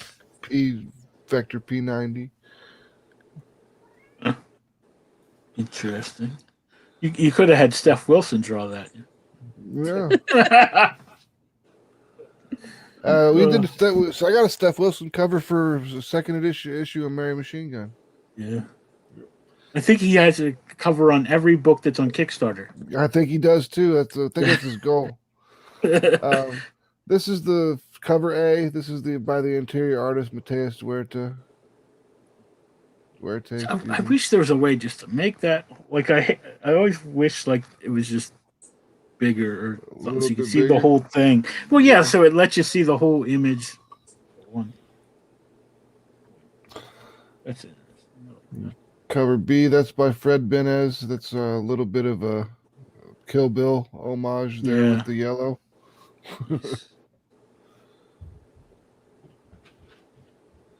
And then there's Mariah Benez, which is Ed Benez's sister. They did that one. Well, first I saw that the Devil's Head there, and I was like, what's I was like, now everyone wants to know what's new there. Exactly. As soon as I told everyone that, I was like, see, you put the devil head there. They're like, now every time I see your devil head, I think it's covering something up. Yeah, I know. I'm trying to figure out what it was covering. And that's the cover by Fern Cord, the artist for Mary Machine Gun. And this is the one that we have a naughty tier, which has the next issue. It's got the costume damage with the boobs falling out. Those are always real popular. And it's got the devil's head pasties on. Yeah, it does. This is by Alzir Alves. He's the head of the Rishundo studio in Brazil. So he's done. It's really cool. It's one of my favorite covers. I like the dog. Yep, the dog's name is Max. It's a cybernetic robot dog that helps keep Sky protected. Sky's doggy. This is the calendar, which is kind of like the old Mary Machine Gun calendar. It's the desk calendar style calendars. Nice.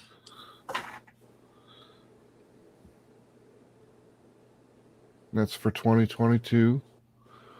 All right, and then our little game for our thing is the stripping Sky. We started out, since Sky is a stripper, started out with that, and for every $500 that we've made, she loses a piece of clothing.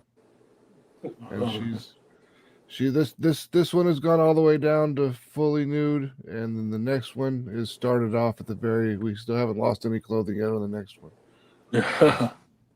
And that's the next one right there. Nice.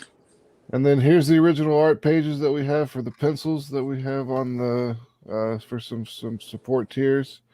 That one's the Tom Snyder picture. If you guys remember Tom Snyder from Tomorrow Tonight back in the 80s, and I think he was maybe the 70s. But he's still alive apparently. It's his clone. It's a clone. There's Alex Jones just going crazy and throwing up. And there's the Dominatrix. These are all the media pages from inside the book. This is my favorite page, and it's actually sold, which kind of makes me sad because I wanted to keep it. I like the twist animals. They're like humping in the first one, and then the second one below they're smoking cigarettes. And that was actually in the script, so that was why I thought that was pretty funny. And then this is the alien. If you can get the surfing with the alien, Joe Satriani. Yeah. Nice. And then this is Ricky Grouse. It's our stab at Disney. Because they own all the media companies in the world in this. Well, they're pretty close to that now. So. I know exactly. It's not too far away. No. And this one's called Punchin' Nazi because he punches the Aryan girl. And this is in the club. This is not. It's not DMX or whoever that in the club. Yep. 50 Cent. 50 Cent. Yeah, that's who it was. And then that's the team is born. That's when the team finally gets together at the very beginning. Well, not the very beginning of the book, but I'd say about halfway through. The what's that called? Is it the apex, climax? I don't know. Yeah, the climax. Yeah.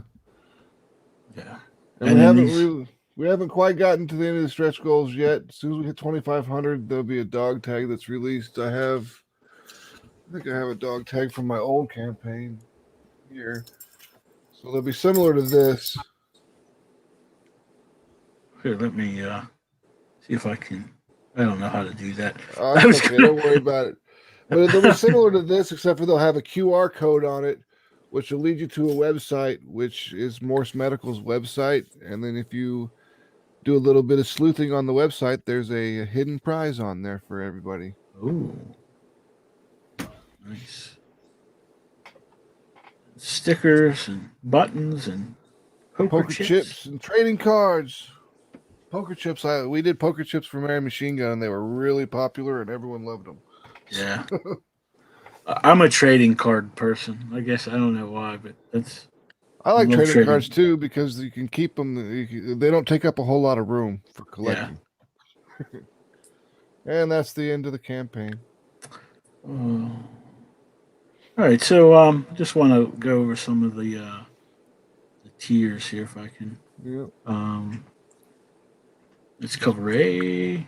Okay, so you have the we digital do have $10, right? Yep. And then all of our covers are $15. So there's like some people will charge more for variants, but we didn't. We just went straight $15 down the entire line, except for the naughty variant, because that's a whole tier. Because you got the stripping prints and stuff that are coming with that. Nice. Okay, so those are all 15, and then this is the calendar. Yep, with cover A. Yeah. So and then you have all the covers with the calendar. Yeah. And then I started actually taking advantage of the add-on system because, like, all of a lot of the things the tier will give you this cover A. Yeah. And then if you want to, you can add on cover B, C, or D. Nice. So.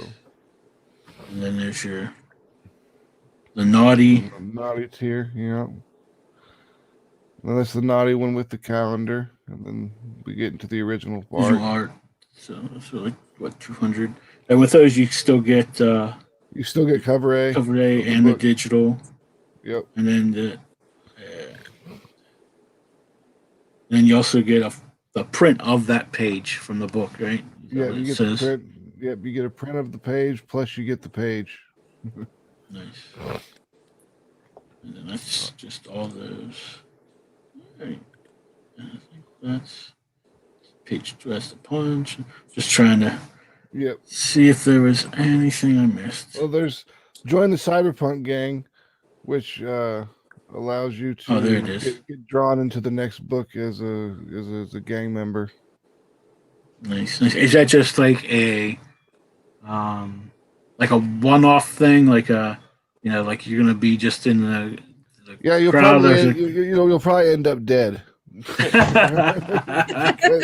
Well, because that's one way to put it. It's the second book is them being chased, so it's the whole book is kind of like Fury Road style, big long chase. So there's going to be a bunch of chasing and a bunch of fighting. And a bunch so of you probably end up dead. Exactly. Probably end up dead. All right. Let me scroll back up here. These things, they need a back to the top button. So I can back to the top of the page. All right. Well, like I said, you've already met the goal with a week to go. 70 backers, which that isn't awesome. It's not huge, but it's not bad. I mean, we hit goal. I mean, yeah, exactly. Like I got 100. I think I had 134 backers on mine, and my goal was 2,500, and I barely made it. So Mary Machine Gun had. It's weird how Kickstarters and crowdfunds work because like Mary Machine Gun had 206 backers or something like that, and they made $8,000. And some people have 200 some backers and they make just a little over $2,000. It really all just depends on how much how much your product itself costs and what tiers you have for other add-on things to add to it? Because a lot of it has to do with how much you've priced your tiers. Because if most of your tiers are low dollar amounts, $10-$20, and everyone's going to take advantage of those. Yeah. You could have 100 people and only make $2,000. Yeah. That's kind of like, that's what my problem was. I had like 3 bigger tiers, which, I had more than 3, but I had 3 backers take advantage of the bigger tiers. The larger tiers. Yep. Yeah, which helped, push me over the Immensely, top. yeah. Yeah. But most of the other ones were all just single floppies, which were $10 plus shipping. So it was like, $15. Yeah. So I learned next time I need to make it a little bit better. Yeah. Add a little more stuff, a little more tiers. That's another thing. I had way too many tiers. Like I made and some of them no one even took advantage of, or it was less like one person. So I was like, man, I gotta print all this stuff out for one person. One guy, yeah. Yeah, and that's I learned on mine. I'm not gonna have as many like stretch goals and things. So I did them. I didn't do them far enough spread out, so I hit a bunch of them. Yeah, so I'm like, back man. to back. Yeah, so I'm like, man, now I got to get all this stuff taken care of. I just spent up all the money I could have possibly actually made. Well, buying stuff. My biggest mistake was I was ordering this stuff. I started ordering it when I got home from the hospital, and I was still on pain meds and everything. And I ordered all the trading cards because I think there ended up being like 6 total trading cards, 3 metal ones and 3 regular ones. But there's a print that you got like in the upper tiers, so I only needed to order a handful of them. And for some reason, I ordered one for every physical backer. So I ended up ordering I got this stack of prints, and I'm like, what is all those for? And I was like, oh, man. Hey, guess what, everybody? You all get a free print. No, they won't, because they're 11 by 17 prints, and I ain't paying shipping on yeah, this. That's crazy. No. So I have a comic show on the 21st and 22nd. I was like, some people are going to get some free prints. Every book you buy, here's a print. Slap those puppies on your table. Yeah. Because I'm like, man, I can't believe I did that. I couldn't figure out why I had so many.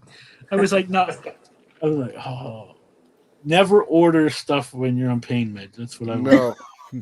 Because you're going to screw something up. Yeah. Lesson learned. Yeah.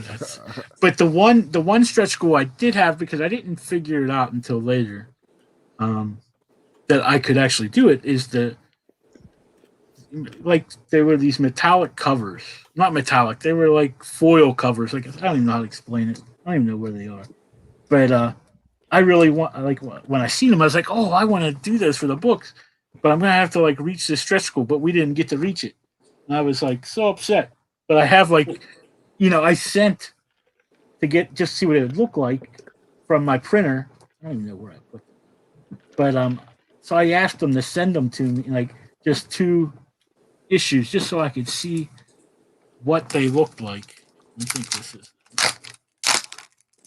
And the problem is, I did this book 3 years ago, and I tried to kickstart it, and it failed miserably. And so I then this past year I did it again. But see, here's the. I like that. Yeah, I like and that. so I was I really wanted this book to come out with these covers, because and it didn't cost much more than the regular book, so I still might do them for everybody because I think it's really cool.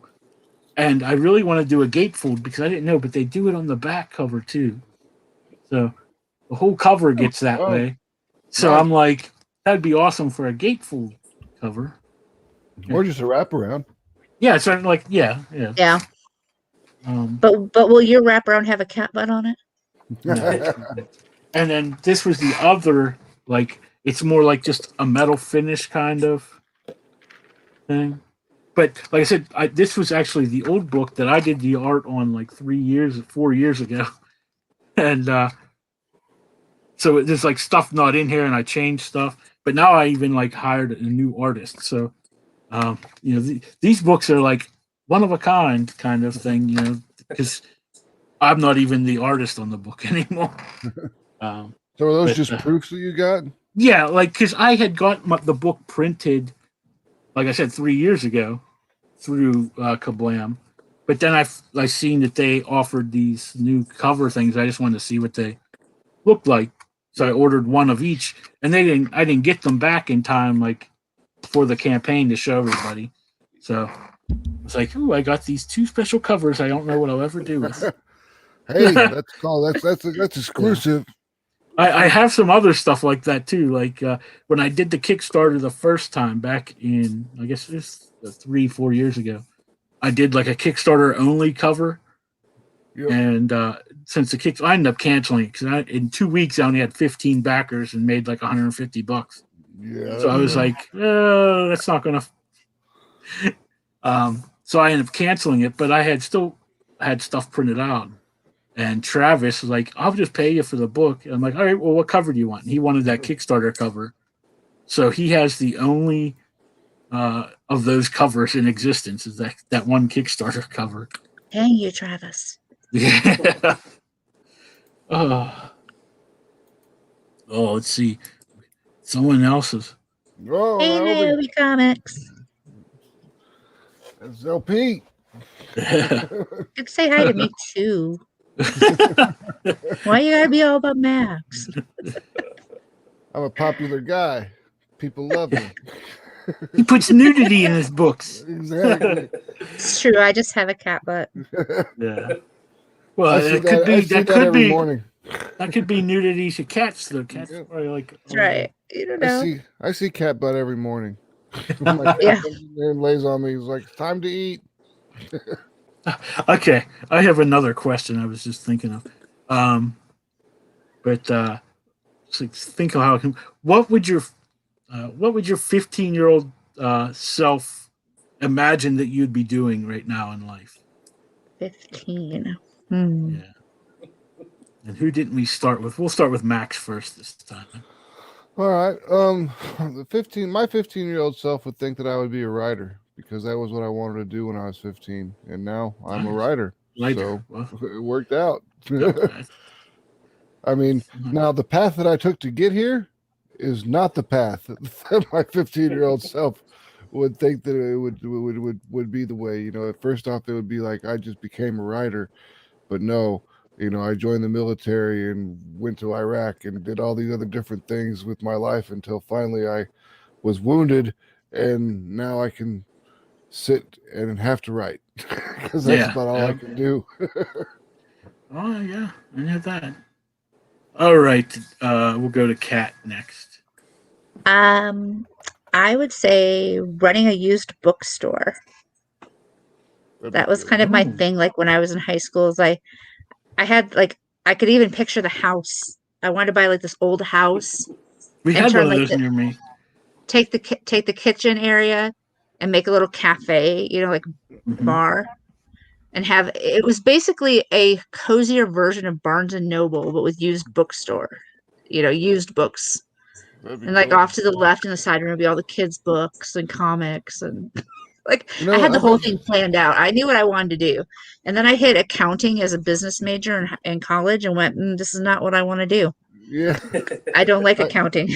I failed my accounting class twice in college. I think I could do better now with software. Yeah. There was no software. I had to memorize every single thing. It just wasn't going to happen. Debits and credits, and you had to have the three different sheets that you had to do at the end, and I'm just like, no. In high school, I took accounting because a girl I liked was taking it. I did okay in high school accounting. College accounting was not the same. I loved accounting, in high school. I was like, this is so cool. And I hated math. I was terrible at math. But accounting made it mean something, like the math. Like you could see what you were, the outcome was going to be. So it wasn't really a math to me. It was like there was a goal. And it was all we had ledgers and it was all hand accounting stuff. And then I took accounting too. then that's when we learned the programs. It's like, why didn't you teach us in accounting 1? It was so much easier. I didn't have to do any math. I just plugged the numbers in and it did it for me. Yeah, all of our high school accounting classes was everything by hand, and you know, I only took the first year of accounting in high school. I took it as a senior or maybe as a junior. And I got into college and it was not the same. It was, you know, times 10 what I'd done in high school. And I went, oh yeah, because now you're getting like my brain is, so I made it through accounting 1. I barely passed, and then I decided I was changing majors to psychology. let's see. Don't mind me. I'm just gonna eat, so I'm turning my camera. That's off. right. See, Niobe said, my 15-year-old self would never realize his dream would come true. The 15-year-old in me is looking at me now and saying, holy shit, you did it. You're just starting. Yep. Yeah, that's good stuff. And Mike's here. Mike's dropping Mike, how you doing? What up? Mike's dropping the links like he always does. He does his normal mic drops. So thanks, Mike. Mike, you rock. All right, Dustin. How about your 15-year-old self? What did he want to be? I pretty much laid out my life plans when I was in first grade, and I've pretty much stuck to them. There you go. You know, aside from being in the military, I've always wanted to be a veterinarian, and that's what I do. Oh, that's awesome. Nice. And yeah, so I mean, You're a military vet, like veteran. I am a military veterinarian. Like veterinarian, yeah. So do you work with the working dogs or like the horses? I've worked with all of them in the past. Well, Okay. not each and every single one of them, but yes, Well, no. different types. Yes, every animal.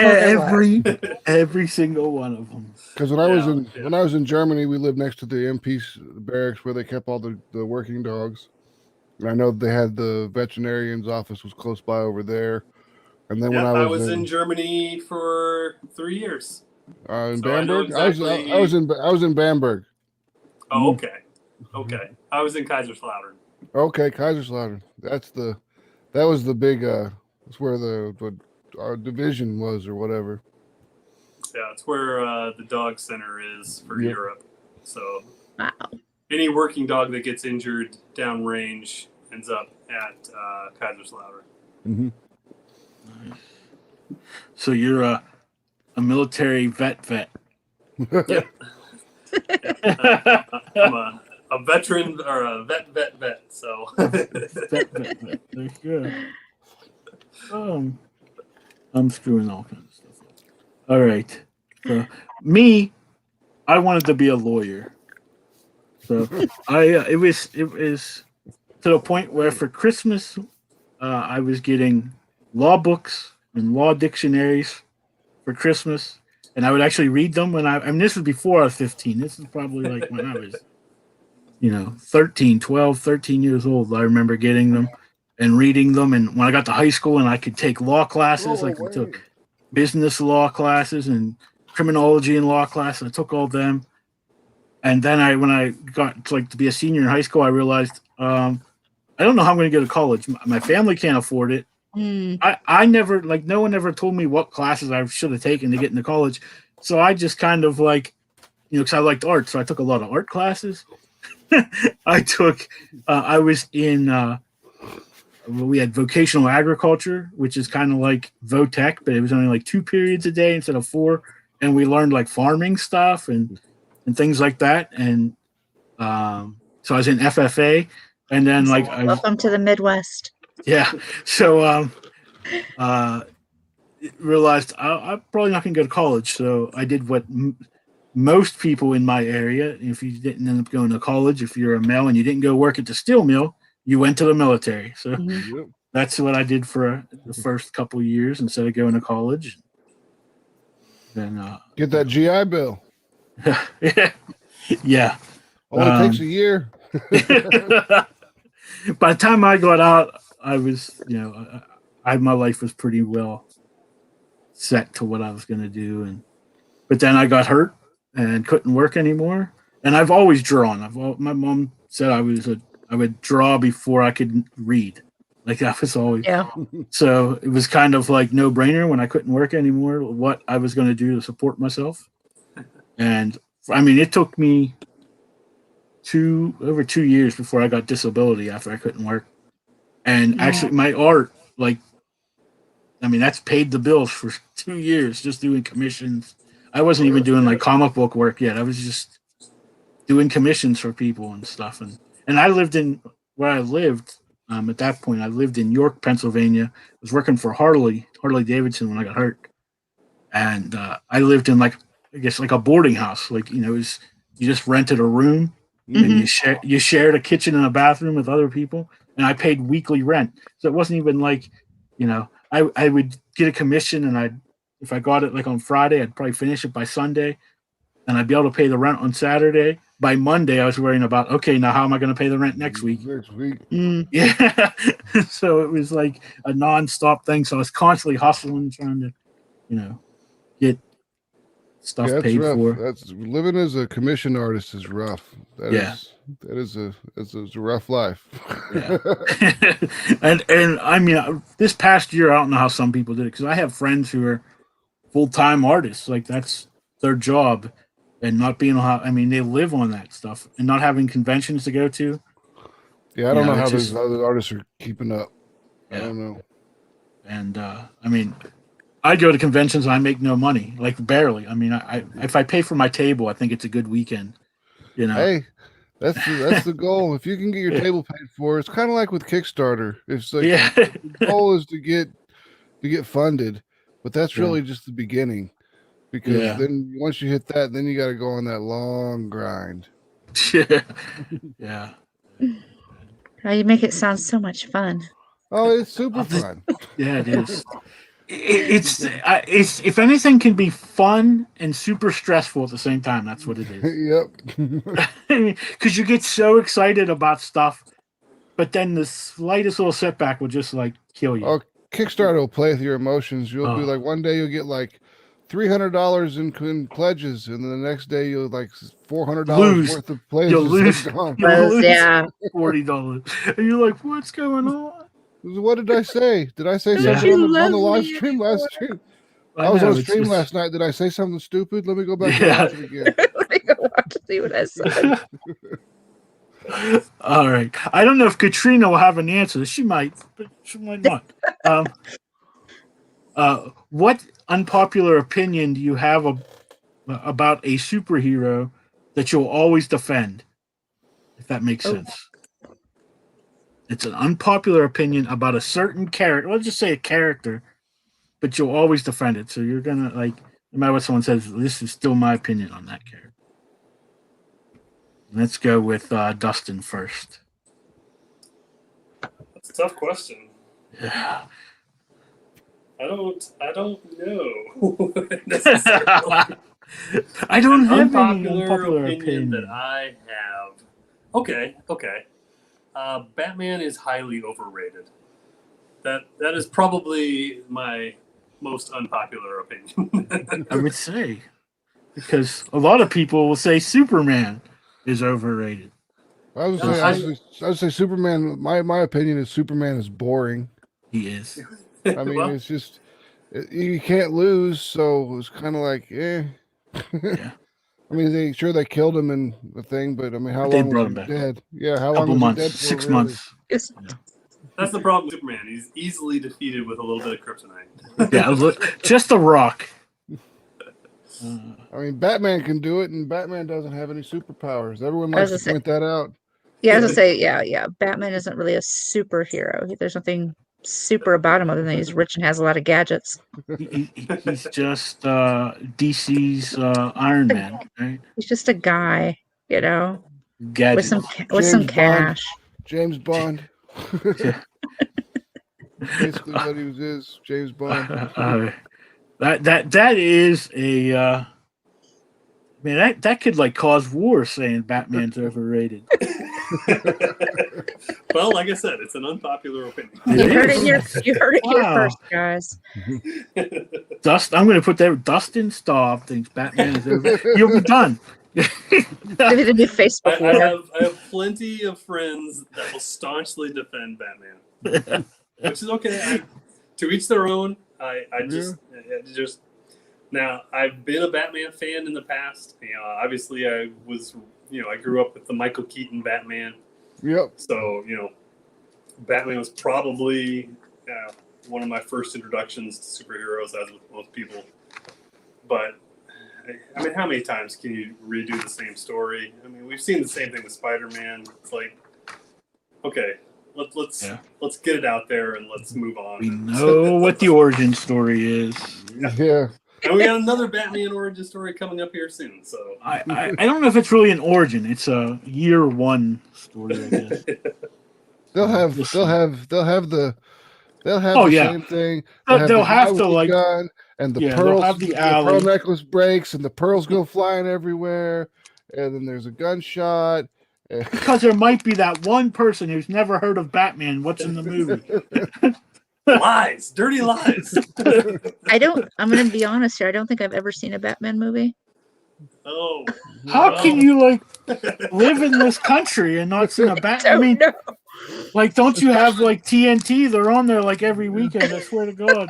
Especially the Dark Knight. Yeah.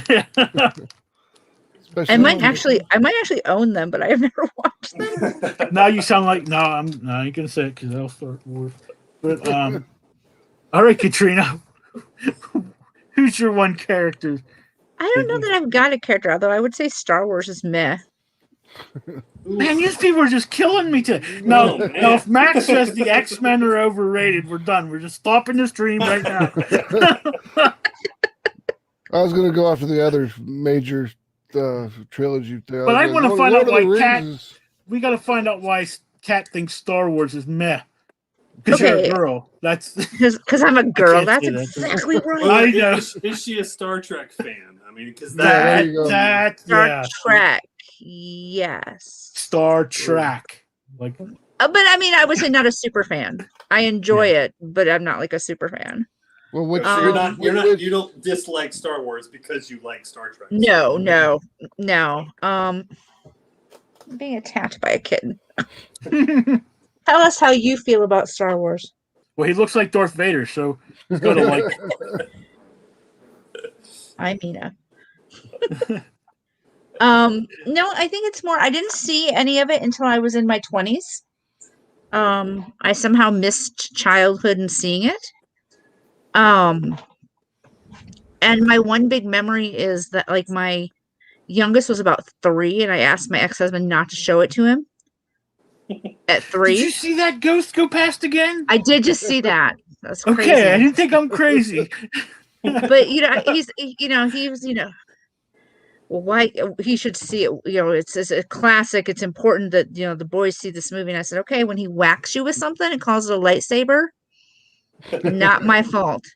Sure enough, I was taking night classes at the time. I came home the next evening, and he says, yeah, he grabbed the broom and whacked me in the knee. And I said, why? He said, because it was a lightsaber. And I said, told you. What did I tell you? They're at that age where they imitate everything. But for me, I think it was just, I don't know. I never felt like I connected with it. And that's one of the things. If it's something that's going to become a big fandom for me, I have to have some kind of connection to it. And to me, I was just like, well, this is okay. So I felt the same. Here's another one. I felt the same way about Firefly. I could see why. Which Star Wars did you watch? I think I've only seen the first, like the original 3. Okay, the OT trilogy. Yeah. Yeah. But I felt that when I saw Firefly, I thought I can see why people enjoy this, but it's not my thing. Firefly, and I'm very, I believe, that your fandom doesn't have to be my fandom. Yeah. No, not at all. Yeah, and that's cool. We can all have our own things, but yeah, that's probably my biggest unpopular one is that Star Wars is just kind of. Now I keep telling myself at some point I'm going to do a rewatch of all of it, just so as somebody that's a little older can maybe if you come get at it. Star Wars, if you come at Star Wars from the hero's journey and the monomyth and look at it through that lens, it's really, really good. It's done really well. Or you can just read Aragon, because that kid totally ripped off Star Wars. It's exactly the same story. I'm just going to tell you right now. With lightsabers and everything? Well, no, he uses... Okay. you know the Star Wars story, right? Well, if you ever read Aragon, it's about this kid whose father was a dragon rider, and he goes missing. He supposedly died in battle. So he gets raised by his mystic uncle who has these magic. He's like a Merlin type character, and he trains him to be a dragon rider. And then his uncle gets killed by this evil king's like men. And so then he's on his journey, and he becomes friends with this, like, I don't even know what you call him, like a rogue kind. He's like, because this is a fantasy story, so he's like this rogue guy who his name could be Son Hollow for all I know, and they go to rescue the princess, and the princess ends up liking Son Hollow, and then the big bad evil dragon king guy you find out is his father, and he has this magic sword. The kid, when they wrote Aragon, I think the kid was like a teenager. So, but he totally plagiarized Star Wars. It was like the exact same story. I think he must have been J.J. Abrams because Lens put a couple of lens flares in there. It's brand new. Well, because Abrams did it with episode whatever 7. It was just Star Wars. Yeah, it's just the same movie over. Yeah, with a female lead instead of it's the exact same movie. And so we'll go to it's exactly the same movie. It's like what I remember, because I'm in I'm a retired member of the 501st Legion. So when she said Star Wars I was done. But when episode just for 7, you, I'll give it another shot. When episode 7 came out, we did like the big premieres and everything, and then we all got to watch the movie ourselves, and we were like so hyped for this movie. And then we are still like all excited after it's over, but then like a day or two later, we're like, wait a second, that was the exact same movie. They just like a new coat of paint on it.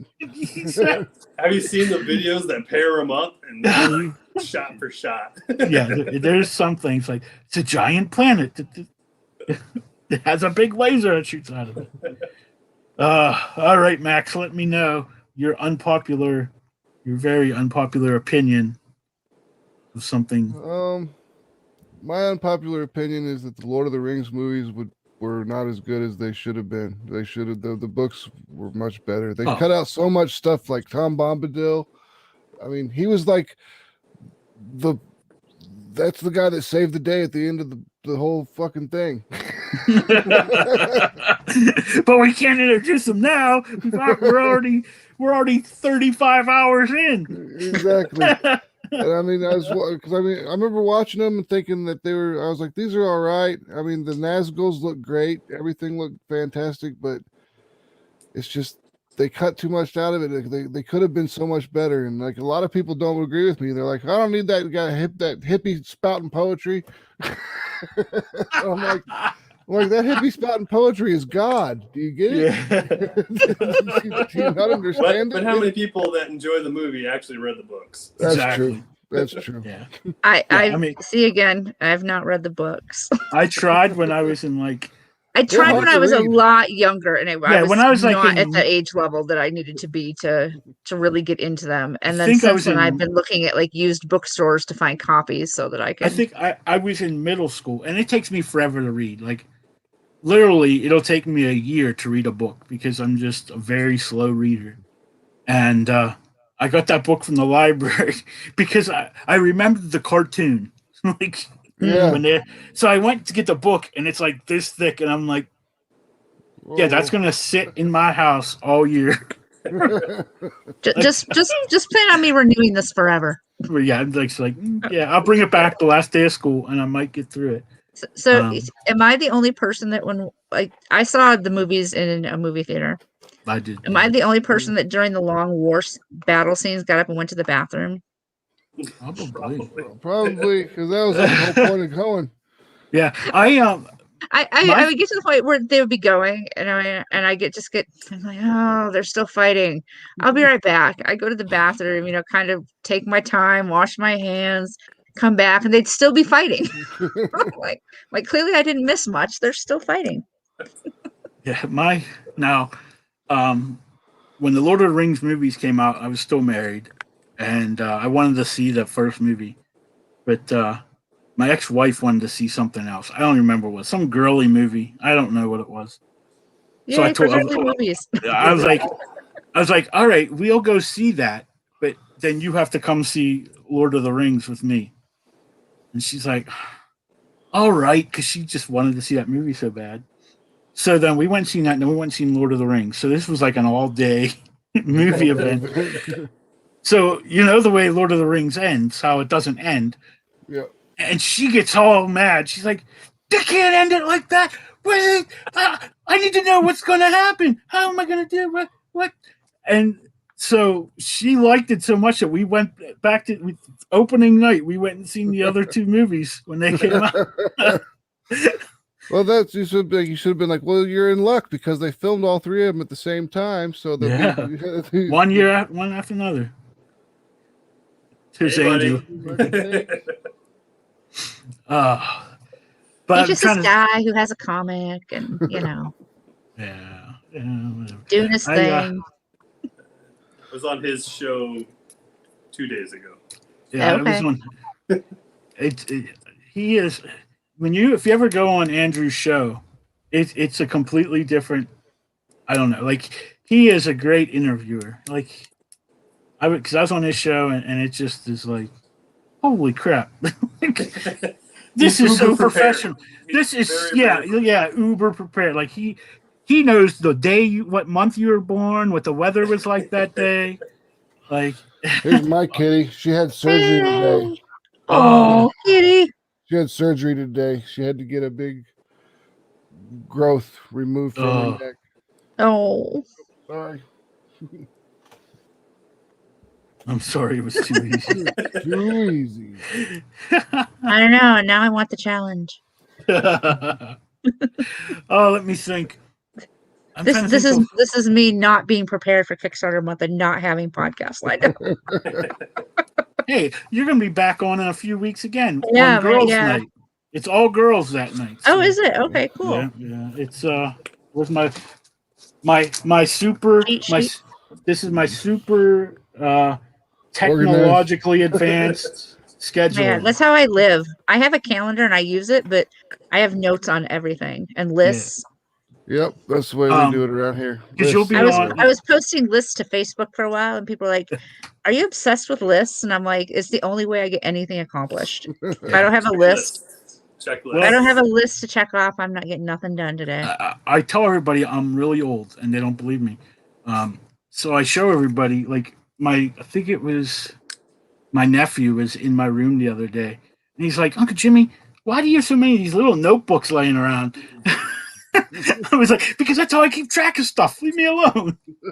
Like, everything's written down. I have like tons of these little notebooks. Somebody said to me, you can make a grocery list on your phone, right? I'm like, no, I can't. That's too complicated. I mean, yes, I can. I know how to do it, but will I remember it when I'm at the store? No. Yeah.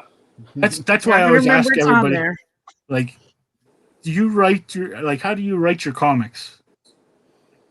You're all writers, so, like, how do you write your stories? I have a notebook with story ideas, but then everything else I type up. When I actually write the stories, or I just do it in Word. Yeah, I have an outline in my head, and then I just write. That's typically what I do. Well, man, I must be the odd man out here. I take an idea and then I just kind of jot down a whole bunch of notes, and then I will take it and put it in a very detailed outline. And then because when it comes to, once I have it in the outline, when it comes to writing the script, it's almost just like porting the outline over, because I've almost got it all the way down to by panel, by panel, by panel, by panel. And it's just a little bit of, I might have to add a little bit more description, change the way some people move around in the frames or in the panels or whatever, because I might like earlier I was working on something today and I had one of the characters sitting on top of a table, but then they were supposed to duck a punch. And I'm like, you can't duck a punch from somebody off a table if you're sitting on a table. True. Yeah. Those are my favorite things to find as an editor. Going, no, you just can't do that. I'm old. You always suspend reality so far, guys. So I have a box of notebooks. My ex-wife used to get so mad at me because at the beginning of the school year when Walmart has like the back to school sales, they used to have notebooks like 10 for $1. They used to get them for like 10 cents. Now they're like, I don't even know. They're like a quarter a piece now. They're like 4 for $1 or whatever. But I'll always buy. But I would buy 10 at a time. Like so, I would. She's like, "Why do you have all those Why do you keep buying these notebooks? You never know when I'm going to need them." Like, I mean, they're cheap. What's the harm of spending $2 and buying 20 notebooks? Like the kids might need them. We had like 4 kids. Like, you never know. So I have a box full of them, and most of them. That's what I'll write. I'll just write comics in them. And then I'll like type it. And I got so mad because like about 2 years ago, everyone's like, you just need to type it. It's stupid to write them out by hand and then type them. So I'm typing a story the other day and I don't know what happened with it. And I lost all the work I did that day because I accidentally closed Word because I went to close another balloon because I was also doing other stuff. And I ended up closing Word and I lost everything I worked on. I was like, see, this is why I usually write it out. And I like to write. I like to write it by hand at first because it helps me memorize it. Yeah, it really helps me like kind of grasp onto everything. See, this is a friend of like from high school, Scott Stewart. Okay, and he said his daughter is an artist and wants to start her own comic book. What does she have to do? So that's any artists in the room? Yeah, I mean, I do both. Like, she can do whatever. I mean, she can. What does she have to do? She has Draw out a to make story, or she could write a story that she draws to. There's lots of different ways. Yeah. When I did my first comic, I kind of wrote it. Like, I kind of put a script together, but at that point, I wasn't very confident in my writing ability. I still isn't amp. I don't know the word. I still ain't because I'm from Pittsburgh. Nailed so it. I still ain't. I'm still not. I knew that was gonna. I'm not twitching much over here. But it's like that picture going on Facebook right now with that stove and the thing is like this far off, and how do you do that? How do you the thing is, some people go, "Oh, that's annoying." No, I literally physically twitch like a semi-spasm seizure thing. I literally every time it comes on my screen. I would take a saw and cut that part of the. I would not have moved into the house. That would have been it. I would have walked into that kitchen and went, "No, nope, all done." But anyway, so what I did is I wrote a semi-script. I don't even know. And then I found a writer and I was like, here's my story. Can you take this and actually draw it? Make it? No, I was drawing it. Okay. This is like my kind of idea for a story. Can you take this and actually write it? Like, from my idea, like, I had most of it done, at least, the storyline made up. And I'm still not good with dialogue, really. Like, a lot of my books went up having no dialogue or very little dialogue. Another thing, because I am an old person, this is what I keep saying, and I grew up reading old comic books, a lot of my comics will have narration all through them, which is something they don't do nowadays. I did it with Mary Machine Gun. I did caption narration throughout the entire all through. Like, no.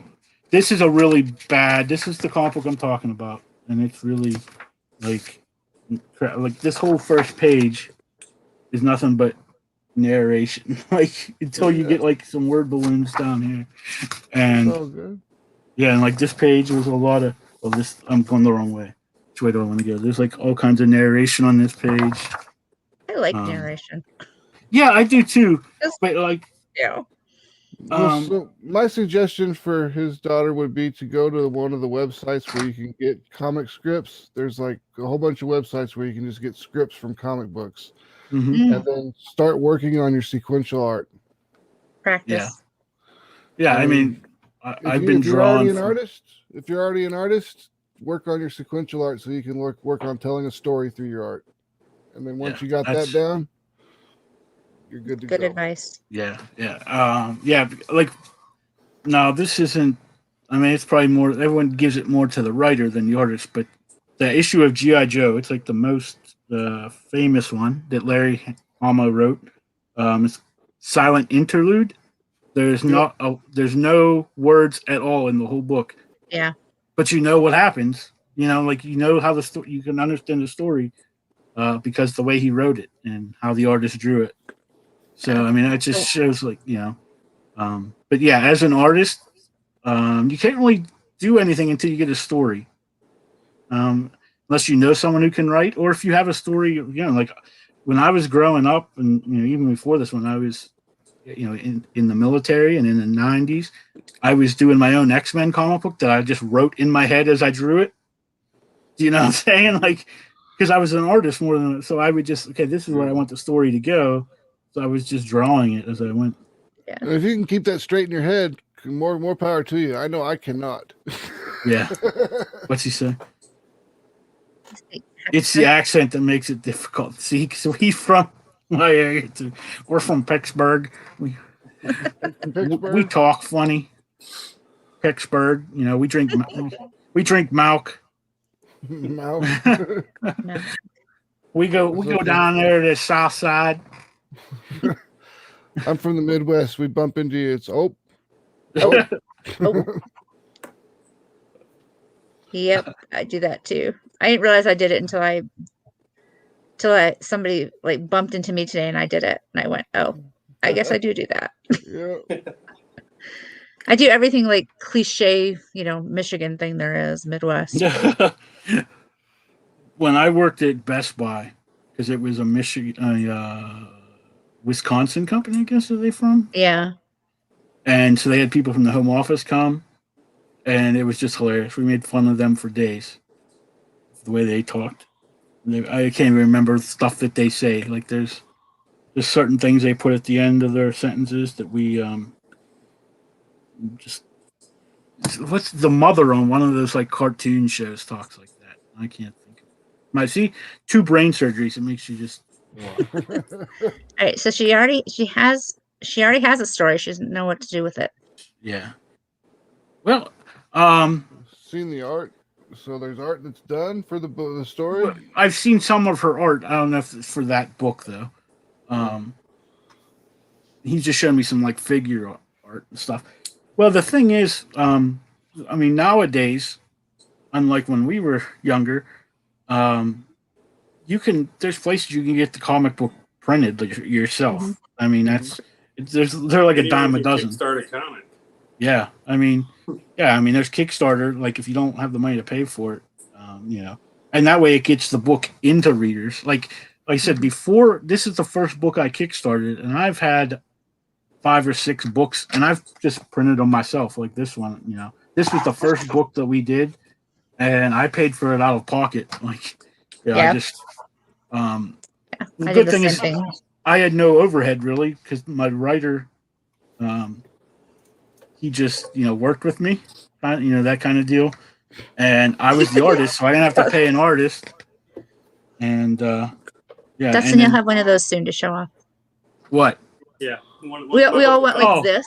Oh, we all showed our books. Yeah. He was just sitting there in the corner. It's like, here's the phone book. My time's gonna come. I think there's a Bible in this drawer. I got a phone book in my mailbox yesterday, and I went, "What do I want with this thing?" A phone book? They still make those things? It's a Yellow Pages, and I'm gonna give it to my 20-year-old. He just bought a new sword, so he's looking for things to chop up. So I'm just gonna be like, "Look, I got this phone book you can have." His dad will be thrilled. I can. If you want any help, you want me to look at the comic or anything, I'm open. You can reach me on Dustin Staab on Facebook. There's only a few of us out there, and if I can provide any assistance, I'm more than willing to. Yeah, when I first put in your name, I was like, "Oh, look, there's a couple of them." I didn't think it'd There be are a that couple of us, common. but Yeah. there's only one that's me. So hopefully it's Hopefully, there's only one. because Next in this week we day have and the age, other Dustin on. Yeah. Would you like to know? Those guys, I mean, they can't contribute anything. So Yeah. All right. So, wow, we've gone like 2 hours and 20 minutes. Not my longest show. But I need to just.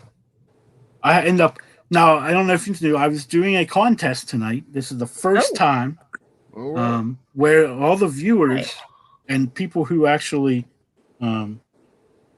I did have one more question before I do this. Oh, because it was kind of like the opposite of the last question. So I have these written down, and then so the last one was like kind of what do you think is overrated or whatever. So, but what is your favorite like series or like comic book series, book series, fandom? And start with Max. My favorite comic book series or fandom is Terminator. I mean, I don't like Terminator 3. 3 on? Actually, I like Salvation. I thought they did something interesting with it because it wasn't the same story, just rehashed over and over again. They took it to the future. And Mick G's not a terrible director. Yeah. He's not the greatest, but it was all right. But Terminators was my thing when I was growing up. I mean, like people could tell you, oh, there's Jeffrey's tubes in this part of the Starship Enterprise, and there's this here, and this guy's got this, and it can go this fast, and they knew all this information about that. Or someone could tell you all about the B-wing from Star Wars. Well, I could tell you that a T-101 weighed 212 kilograms. Had infrared vision and had rubber alloy skin.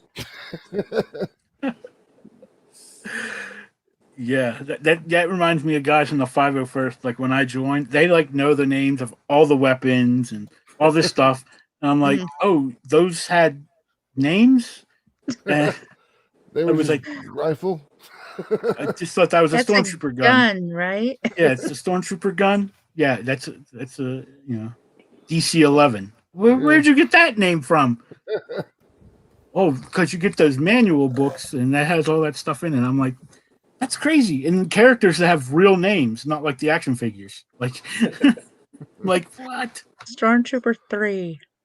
No, like, I can't think of the guy's name, but like you call him Snaggletooth or whatever. Like that's what the figure was called. But in the actual lore, he has like a real name, and I'm like, okay, that's a little bit crazy. QX2284 or something. Yeah, and like you learn that like later on, because they actually say, "What's your TK number?" Well, earlier in the show, you didn't realize that they didn't have names like the stormtroopers; they had numbers. So like my TK number is IC 34034. Because I was an Imperial crewman, so that's the IC. Yep. And there were so many members in the 501st, we had to move the 5-digit numbers. I can tell you my ICQ number. I could not. That's been way too long ago. I have no idea why it's permanently etched in my brain. Kind of like my driver's license number. I know it. Like people ask me. I do know my driver's license number. Yeah, I don't even know why I needed to know it. It might have been like from the military or something. I don't even know. It's like I must have wrote it somewhere like a million times, and it's stuck in my brain. Yeah, if it was the military, it was because you had to give your driver's license information for your safety briefing if you had a 4-day weekend. Sure. Yeah, but I know it's in my head, and like because all the time I'll be somewhere, and you're like, "Do you know your driver's license number?" And I'll like rip it right off, and like, I certainly how do you know that? I'm like. You didn't have to even take it out of your wallet. I said, "Nope, I know it." I can remember it all. I'm a wizard with numbers. Yeah, I'm like Rain Man, but I'm not. Yeah, definitely Kmart in Cincinnati. Yeah. All right, Kat. What is your favorite book series or My favorite fandom? book series hasn't been released. Thanks, Russell. Damn, man, release the second series so I can talk about it. Um, I would say I'm a Doctor Who fan. I'm behind as usual. If anybody knows me, they know I'm always behind on whatever show I'm watching. But I enjoy Doctor Who. My children claim I watch old people TV. Is it Um, like Golden Girls? no, they're pretty sure I'm the only person on the planet who's seen every episode of Murder, She Wrote. I've seen every episode of Murder She Wrote because my mom used to watch it all the time. Well, yeah, that's how I started watching as a kid, was with my grandmother. Hmm. And then as an adult, it became like a comfort show, because it's Yeah. something from a Something kid. you remember from when you were a child. Yeah. Disney. It's either really girly or kid stuff usually, which helps. I mean, I write children's stories for a Yeah, living, I mean, so if you write children's stories for a living, it's okay. Oh, we got another. Well, we'll come back to that after we after get Dustin Dustin tells us what he loves. what his fandom Yeah. is. I would say this is probably a harder one to answer than the other one. What do you not like? What poor opinion did I have? I'm a fan of many different fandoms. I'm a Star Wars fan. I'm a Star Trek fan. Game of Thrones fan. All of the Hunger Games stuff. Comics. There's many series that I follow in comics. I would say that one that may not be as mainstream as some of the others is Pierce Brown's Red Rising series. It's kind of I don't know if anyone's familiar with it, but it's a futuristic sort of cosmic sci-fi tale, and it's really good. There's 2 trilogies out. I can't remember what the name of the second trilogy is, but if you haven't gotten to it and you want to, if it sounds like something you're interested in, Pierce Brown's the author, and Red Rising is the first trilogy. Sweet. But yeah, that's good stuff. And there's a couple of comic book runs out as kind of like prequels to the whole thing. Yeah. So. Yeah, I probably feel the same way. Like I think mine changes a lot. Like I don't know. Like there's some things I've liked forever. Like I mean, like I said, Star Wars was probably my first one really because I remember I didn't get to see the original movie in theaters. That was the only one I haven't seen in the theaters. I didn't get to watch it till it was on HBO, and I was at my grandma's house with all my cousins, and they were older, so they had already seen it. I was there, but I was still in the womb. Yeah. So when I saw it finally, like I was like, "Oh my god, this is so amazing!" Like, so that was like my original fandom before you even knew what it was. And then of course X-Men. Like X-Men's probably my biggest one now. Like I'm X-Men everything. Well, X-Men was one of the best cartoon superhero shows ever made. When that was on, like I had a VCR and I would set it to record. I'd have to go buy those 8-hour VCR tapes. Yep. And it was each season was like 13 episodes. So I knew it was going to be like around 7 hours, 7.5 hours, or 6.5 hours, whatever. And so I'd record it, and then I had a second VCR at the end of the season. I would go back through and edit it and take all the commercials out, and I'd have one beginning and one ending. So it was like this 6.5 hour long X-Men movie, and I did it for like every season. And I started doing it for like Batman the Animated Series, and I realized there was just way too many episodes on that show. Yeah. And they didn't have a definitive beginning and ending to the seasons. It was kind of just like random episodes. Yeah. So it just became too hard to do that. But yeah, I had to get X-Men ones. That's some dedication. Yeah. Well, I was told a long time ago I do weird things. And it's like self-punishment. Ever since like 1996, 97, I would do my own wrestling matches on video games. And I keep track of them. That's another reason why I have like thousands of notebooks, because I'll do like the WWE show, and that time it was WCW, and then I'd have my own called XCW. So Monday nights, I'd sit down and write down what all the matches were, and then the next day I would do all the matches on the video games. And I'd keep track of them. And then at the end of the year, I made like a yearbook. I would collect wrestling magazines the whole year. And then I'd sit there for like a month and a half, cutting all the pictures out of the thing. And then I'd get these blank like these hardcover, like sketchbooks they sell at Walden Books when that was still a place. And I'd get those, and I'd sit at work, and I would just like make yearbooks, and I would get like, I don't even know, that clear almost like shelf tape, you know what I mean? Oh, like yeah. Like, and I would almost liner. and I'd almost laminate the pages after I'd put all the pictures in and write it, and I'd put that tape on like to make. My wife was like, "You're crazy."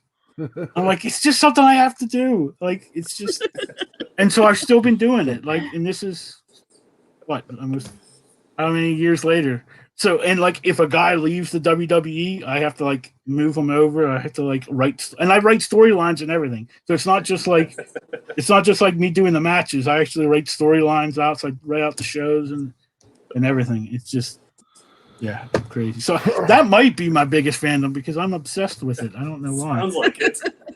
But it's just one of those weird things. Like, I had an ex-girlfriend like back before I got married. She's like, that's self-punishment. There's something that happened that you need to do this, and you're punishing yourself for it. I'm like, I don't know. I'm just crazy. Like, well, Jim, I think I gotta get going because I gotta clean the cat.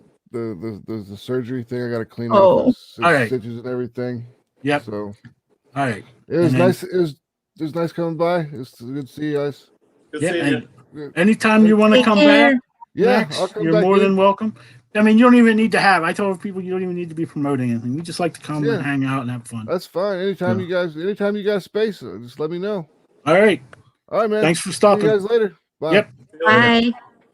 My mouse decided it didn't want to work. All right, so Scott had one last question.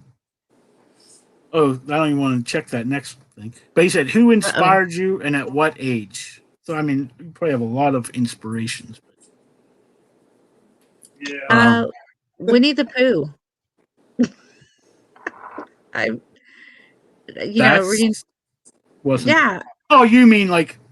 No, that was like an inspiration for me. Winnie the Pooh himself, not R.L. Mine, or no, the stories.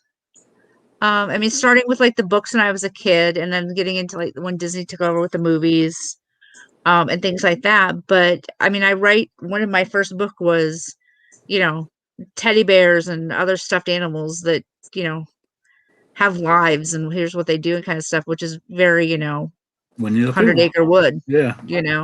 Just a different, kind of location. They have all their own personalities and things like that. At what age? Whatever age I probably first picked up a book. I suspect those were some of my early, my early reader type books that I had, or they were read to me when I was little. Oh, yeah, that makes sense. And all right, how about you, Dustin? I mean, I guess it depends on what way we're looking at inspired me. So I'm just going to kind of relate it to what I'm doing in the comic world. And I would say that my biggest inspiration has been all of the friends that I've developed over the last 4 years, and everything, all the wonderful things that I see them do, and I get the opportunity to support them doing. Like JT, I mentioned my artist, JT Malloy. I've been following his work forever. Same with Anthony Delaney. He does the Changeling series. And, I mean, I'm just trying to... Johnny Segura, I mean, I've been a big fan of his art forever. Yeah. Ben Bender, he does the... He's one of the more relatively newer people that I've come across. He does a Bjorn book. I think issue 2 is kickstarting right now. And, there's just so many people that it's so great to, in this, you talk about fandoms and this sort of like creating community, to have the opportunity to reach out to all these people. And we've mentioned it already before that, they're friends and they're willing to help you. And, all of us helping each other, it's just a beautiful thing, and it's just exciting, and it's inspirational to me. So I get to see it, and now I get to be involved with it, and it's surreal. It's awesome. Yeah, I can completely be. I work. I've said Russell's name a few times. It's actually Russell Nolte, for anybody who doesn't know what Russell I'm talking about. Yeah, 'cause there's a few. There's a few, but I've worked with him for the last few years, and I said to myself one day, talking about being inspired by somebody. The man pumped out something like 18 books in a year, and I'm talking novels. I mean, insanity. And I thought, man, if he can, do that, and they're all quality, he's not writing garbage. Yeah. Why is it that I haven't put out one yet? Exactly. It's like, get your butt in gear, right? Yeah. Like, look, this can be done. He's showing you it can be done. As one of my friends says, butt in seat, fingers on keyboard. That's how it's got to do. But I watch what he does. I watch people like Travis Gibb and that, and I'm just like, I'm amazed by the work that they're putting out and what they're doing, and it's like, okay, I need to be a part of that, Mm-hmm. And one of my so I begged Travis to let me work on Cthulhu. I almost had to do that. I was like, please let me proofread it. I won't charge you. Just let me proofread it. One of my very best friends from the comic community, Kerry Valerie, he's like an amazing just original artist. You talk about people that just do commission stuff, and he gives away so much of himself, and he does so many things just for other people's benefit, and it's just, he got the opportunity to do a store variant cover for Circle City Comics here in Indianapolis, which is why I'm here in Indianapolis, to support him. He's doing a store signing tomorrow, and he did this Shadow Man cover for the thing. Valiant. It's a wraparound, so there's actually another side to it. But I mean, seeing somebody like him who does so much and gives so much of themselves to the community have some success, it's a huge thing. And I drove 10 hours just to be here to support him. Wow. So that's awesome. Yeah, it's just awesome stuff. Man, he's making us think that there's no reason why we shouldn't be in Florida. Florida. Well, Florida. I have many a reason. Curse you, Florida. I don't drive, but so if I always tell somebody if they want to pick me up, I'll be more than happy to go. Same with like for my inspiration. I mean, that's hard. Like when I was younger and I started drawing, I'm not even sure really, because when I started drawing G.I. Joe comics, because that was, first that was the comic books I started actually buying. When I was younger, when I would actually buy comics. And my friend at the time,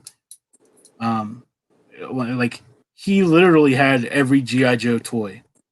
Literally. I don't know, they had a little bit of money, I guess. I mean, his mom worked at this car factory, and his dad, I don't know what he did, but they had their own video store. And so, and literally, I mean, not just G.I. Joe toy, he had literally every toy. I remember when Mask came out, he had all the Mask vehicles, He had every Transformer that I can think of. But so we would draw G.I. Joe comic books all the time. And that's kind of thing that I did for the longest time. So I don't know if it was a person. And so that got me to drawing. And then, of course, went to X-Men and then finally to my own stuff. But in this career that I have now, if you can call it a career, I guess it was Travis Gibb, because whenever we started, we both took the Kickstarter course that Tyler Carpenter? does. No, Tyler he does. See, it's terrible when you have brain surgery. You can't remember. I don't even have that as an excuse. I have old people brain. But he does I can't think of the name of their company. They do comics and stuff. They just did Wailing Blade, which I know I just got the thing about that, and some other stuff. I think I know who you're talking about, but I'm just blanking out too. But anyway, we were both in that class at the same time. And Travis, we started talking, and he was saying about this book that had written a while ago, and he had started the first issue, and then like their lives kind of went separate ways, and now he's come back and he's wanted to do it. So he got in contact with the artist who started the book, and then he asked if I would want to color it, and I was like, yeah, of course. I haven't really colored a whole lot. I mean, I had, but not like a lot. At that point, I was doing like promo stuff for DC and doing flatting.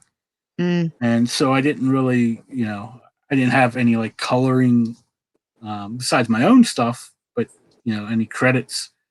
So I was like, sure, I'll do that. So I started that, and then I had already had cancer before I met Travis, but it was kind of in remission and stuff. But during that book, I got sick again. So it took me a little while to finish it. And, he totally understood. And then when the second book came out, I was really sick. But I started it, and I got partway through it, and I told him, I was like, dude, you need to find a different colorist because I am, going to just keep you behind, like, really bad because I can't, like, really do much. So he found another artist. I did about half the book, and some other colorist finished it. But when the third book came out, he came to me. He's like, "Hey, do you just want to do these couple pages of the back, like the preview story, or not preview story, the flashback stuff?" I was like, "Yeah, sure." So I did that, and then for issue 4, so he kept me on, and kept me, even though like there was times where I just felt like I was gonna like die, really. But he made sure that I stayed a part of that book, and to the point where the colorist he had brought in, he had them continue my style of coloring, so it wasn't like a big jump in the coloring styles. So I mean, I was like, wow. And so Travis he's still to this, like, he got me, I did like a 2-page thing in Cthulhu Invades Oz, and now I'm drawing a story in Cthulhu Invades Wonderland. And he continually, anytime someone is looking for a colorist, he always tags me in it. So I, really, he's been inspirational to me because I mean he helps the community so much, like to the point where it'd be so easy for him to just say screw it, these people are driving me crazy, or but he continually will help people when it just doesn't seem like he needs to, I guess. But, so yeah, and so I guess that was when I was 42 years old. 43 years old, maybe. I don't even know how long it's been. We've been on that book. But yeah, issue 4 will be coming out. I just finished the last page last week. Is that broke down? Yeah. Yeah. And Chuck's busy working on Broke Down in 500 Dead Bodies or something. Yeah, that was. Oh, what's Scott telling me? Now this is scary. He said, I still have high school photos. Those are scary. You don't want to see those. No, sadly you're not on, so you can't share your screen. Yeah, I know. He sent me photos though. That was. I'm afraid to even look at it. He messaged me photos.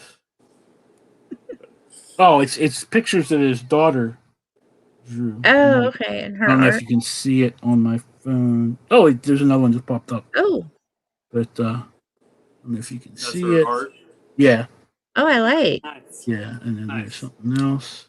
Yeah, it's interesting. I mean, She definitely has her own style. Yeah, no, that's really good. Like, I know my boys; they're all like into art. Okay. And like, I tell them all the time, I was like, "Ain't me like I don't know what happened. Ain't like I like ever pushed them into it or anything." And really, me and my wife have been separated since 2009, and I lived in York for a bunch of years, so I didn't see them for a lot of years. And now they're adults, and like they're all into it, and my middle son Joey, he sends me stuff all the time that he's drawing Omni, or he he made it. He made the character in that DC Universe game. Like he made my character Omni in that game. I'm like, geez, Louise. Like, but yeah.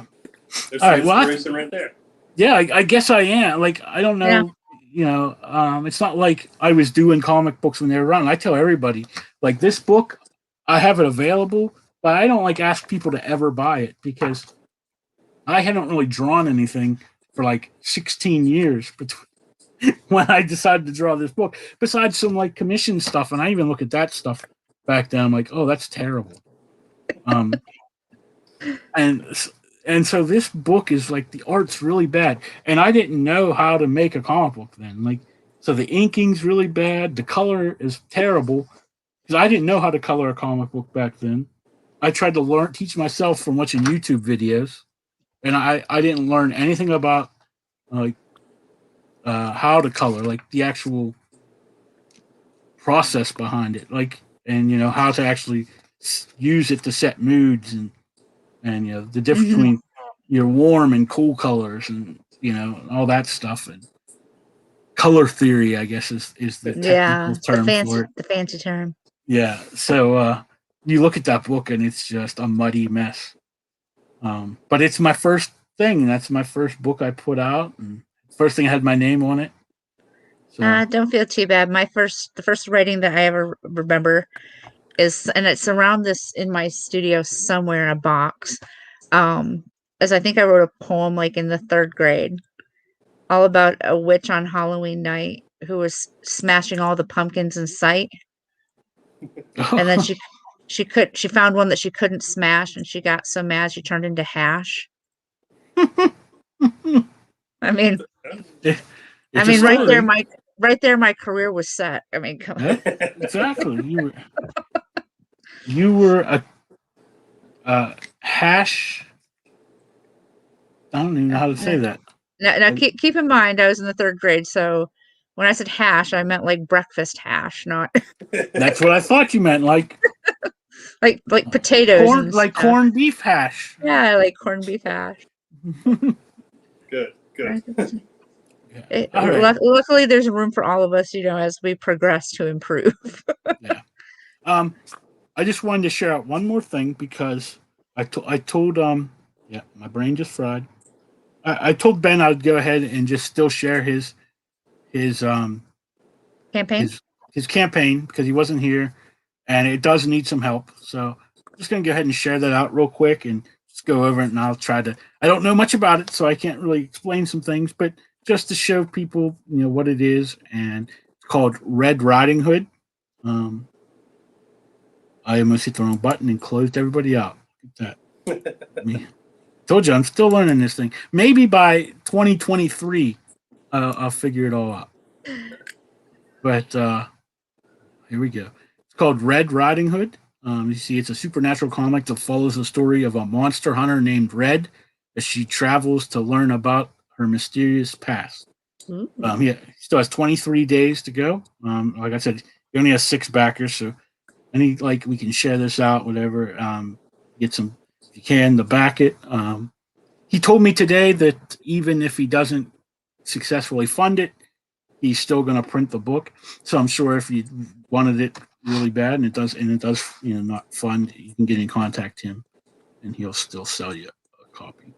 But it says, so he's always had a love for drawing and storytelling, and see comic books as a way to get my stories to the masses. I do my drawing on my phone and have enlisted 2 TikTok creators known as Sally Stitches and Schmeekins to model for the 2 main characters, Red and Monster Hunter, and her friend Steffi? I don't know. But anyways, I guess what it is a reimagining of the Red Riding Hood story, where instead of her being, you know, this, you know, little girl, she's all grown up. Yeah, and she's like a werewolf hunter. And like I said, he said he does all this art on his phone. Really? Wow. Yeah. I some of this art, I'm like, I couldn't do that on, you know. I can't do anything on my phone. That's I know people who write entire books on their phones, and I'm like, how? Oh, Like, I no. can't even. I'm lucky I can send a I need text. the whole screen in front of me. Like I can't draw animals. Like that, being able to draw that and that Yeah. werewolf head on your phone, I was like, no. Yeah. So, as we said, this is just some of the art. Excuse me. Like that's really cool too, to be able to do that on your phone. And I'd like to know what kind of phone he has. Yeah. Because, and then that's just. I think he showed that page twice, and I guess that's red. But so that's that. He has like the digital. Oh no, the print. I think the print is only five. Why isn't that being complicated? Okay. Yeah. So there's get preliminary sketches of the character, scenery during development of the book, and that's like $5. You get a book and a poster for $10. I know. Does it say anywhere how many pages the book is? Let me see if it does really quick. Because I'm just thinking that's such a low price. Yeah, that's what I thought when I was like, Doesn't no, look I like don't it see does. it. So say if that's a full length comic, he needs to adjust his pricing. Yeah, because that's what I thought when I was like, and he's only charging like $2 for shipping, so it was like $7 for the printed copy, and you can get like a poster and a book for $10. Yeah, it's really And low. then it's $75 to get drawn into the book. And those are the only like 3 or 4 tiers he has. So yeah, he needs to up. Depending, I mean, assuming it's a full length book, he needs to up that print copy price and add a digital tier. Yeah, that's what I was just looking at. And I was gonna, when he was on the show, I was just gonna give He's him not some. even here, and we're like, But he'll be back like next giving all week this or the week advice after. to him. Sorry, Ben. It looks really cool. Yeah, I mean, it's interesting. I always like that idea of taking a story that we know and just tweaking it a little bit, twisting it. Yeah. Yeah, It's so like a twisted tail kind of thing. Yeah, now this is gonna be like my kind of thing where I show you that I'm a closet, like rom-com person, but that show that was on ABC a few years ago that I can't remember what it was called now, where it was kind of like Snow White, and is it Happily Ever After? No, that's I know exactly what show you're talking about. Yeah, and it was on for like ever, and I told people all the time, I was like, Disney owns this show, and it's on ABC, so it'll run as long as they want the show. Like it doesn't matter what because ratings and such are. Yeah, because it's all they their want money. It on, it's going to be on. Yeah, it's all their money. They're not having to pay like someone to buy the rights for the show or anything. It's their show, so they can, it's kind of like now they have the streaming channels. Like all the money they make is their money. They don't have to. It's all their own content. But Once Upon a Time, that's what it was. Once Upon a Time, that's what it was. See, so Scott must have liked it too because he knew what it was called. I got the Happily Ever After from the end. I forgot the Once Upon a Time at the beginning. Yeah, and then they had like the spinoff that only lasted a season. I didn't even know there was a spinoff. Yeah, it was like Alice in Wonderland, because you know how in the one season they went to Wonderland, and then they did a spinoff of that, and it didn't. It tanked badly, so they got rid of it. But I think that's it for today.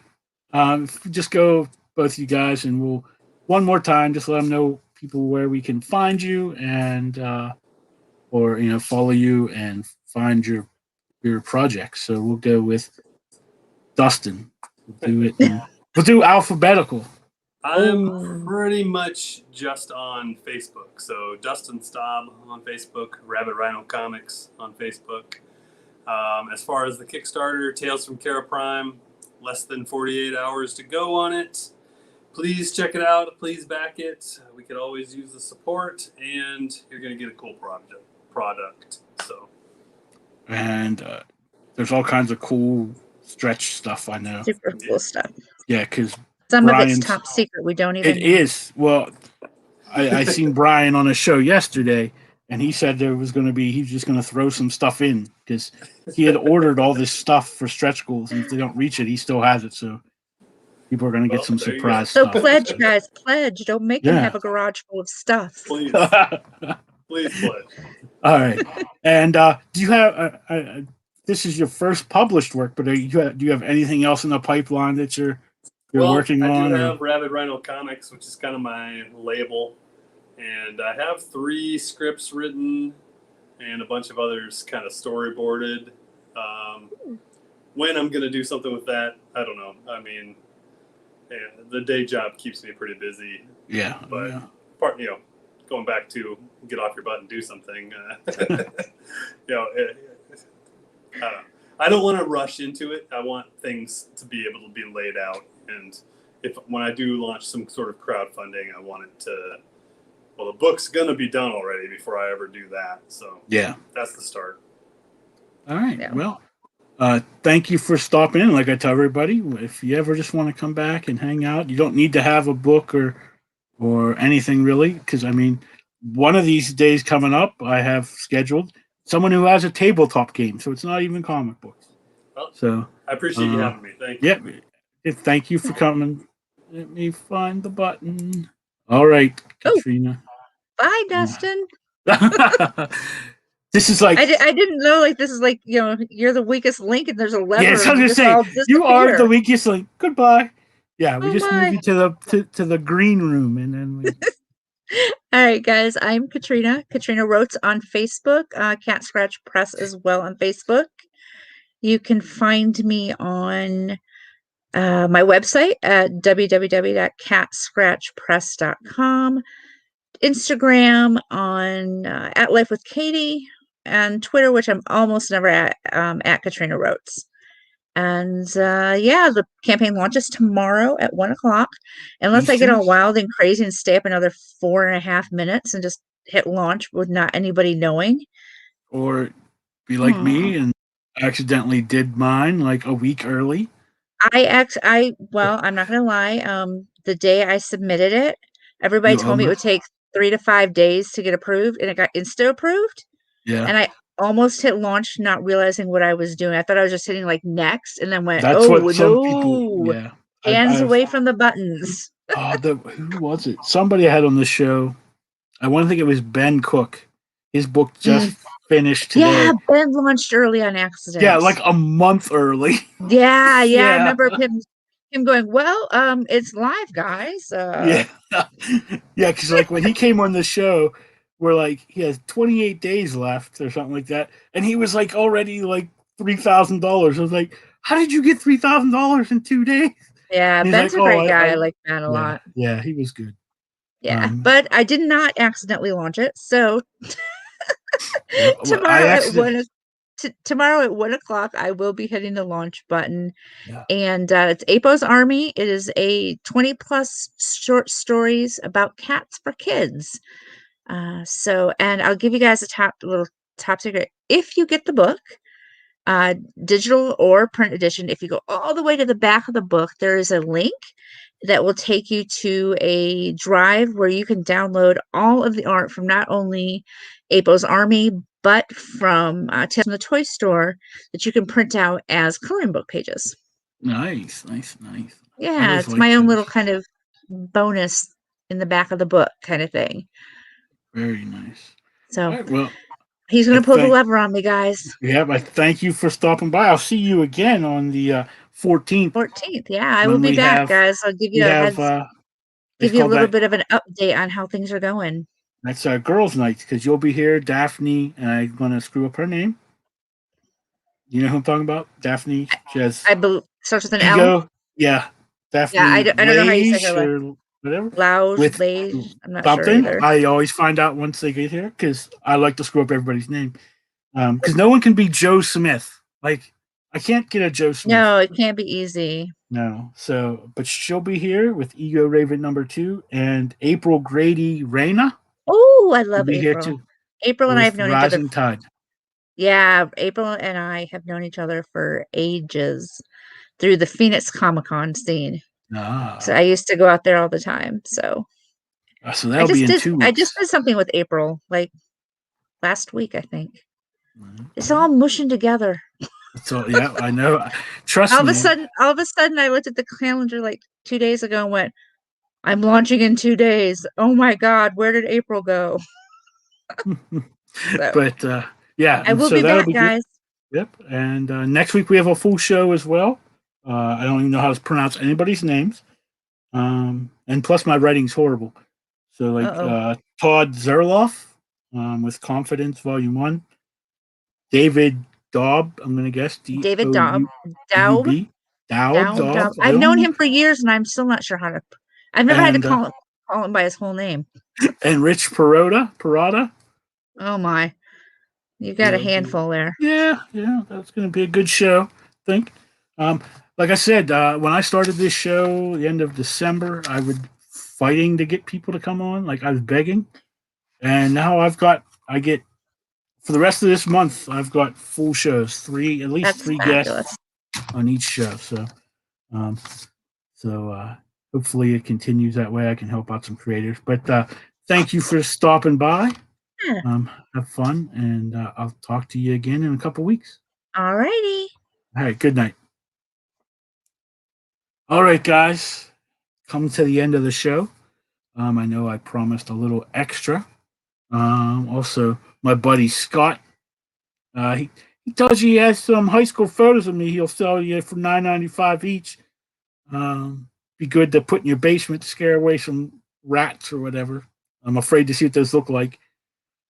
I mean, those are some old photos. They're probably in black and white. But anyway, I want to thank everybody who was here and was viewing. We had 6 people qualify for the drawing tonight. And so I have, just to make sure I'm not cheating, I don't know any better way to do this. I wrote down everybody's names that were on the show, that viewed it, and they're 1 through 6. And now I am going to do now see, it already has a number on it, but I'm not going to do that. We are going to generate a new number if I hit the right button, and I didn't because I'm trying to do this. Okay, here we go. We're gonna generate a new number. 3. Number 3 is Niobe Comics.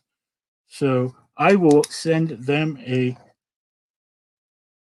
private message when we're done here. Let them know they won, and they can let me know. I have 22 blank sketch covers up there. They can let me know which one they would like and who they would like drawn on it, and I will get that done and sent out to them. I'm going to try to do this every week on the show, so tune in for your chance to win a personalized sketch cover by myself, and see how that works. So I want to thank everybody for stopping in to the Hangout tonight. Hope you have a great weekend. If you can keep Nicholas Collins in your thoughts, with his wife, losing his wife this week to cancer. And Ben Gordon, who was supposed to be on our show, but hurt his knee at work. So hopefully he can get back on his feet and join us again so we can talk about his book, Red Riding Hood. So thank you guys, and have a good night.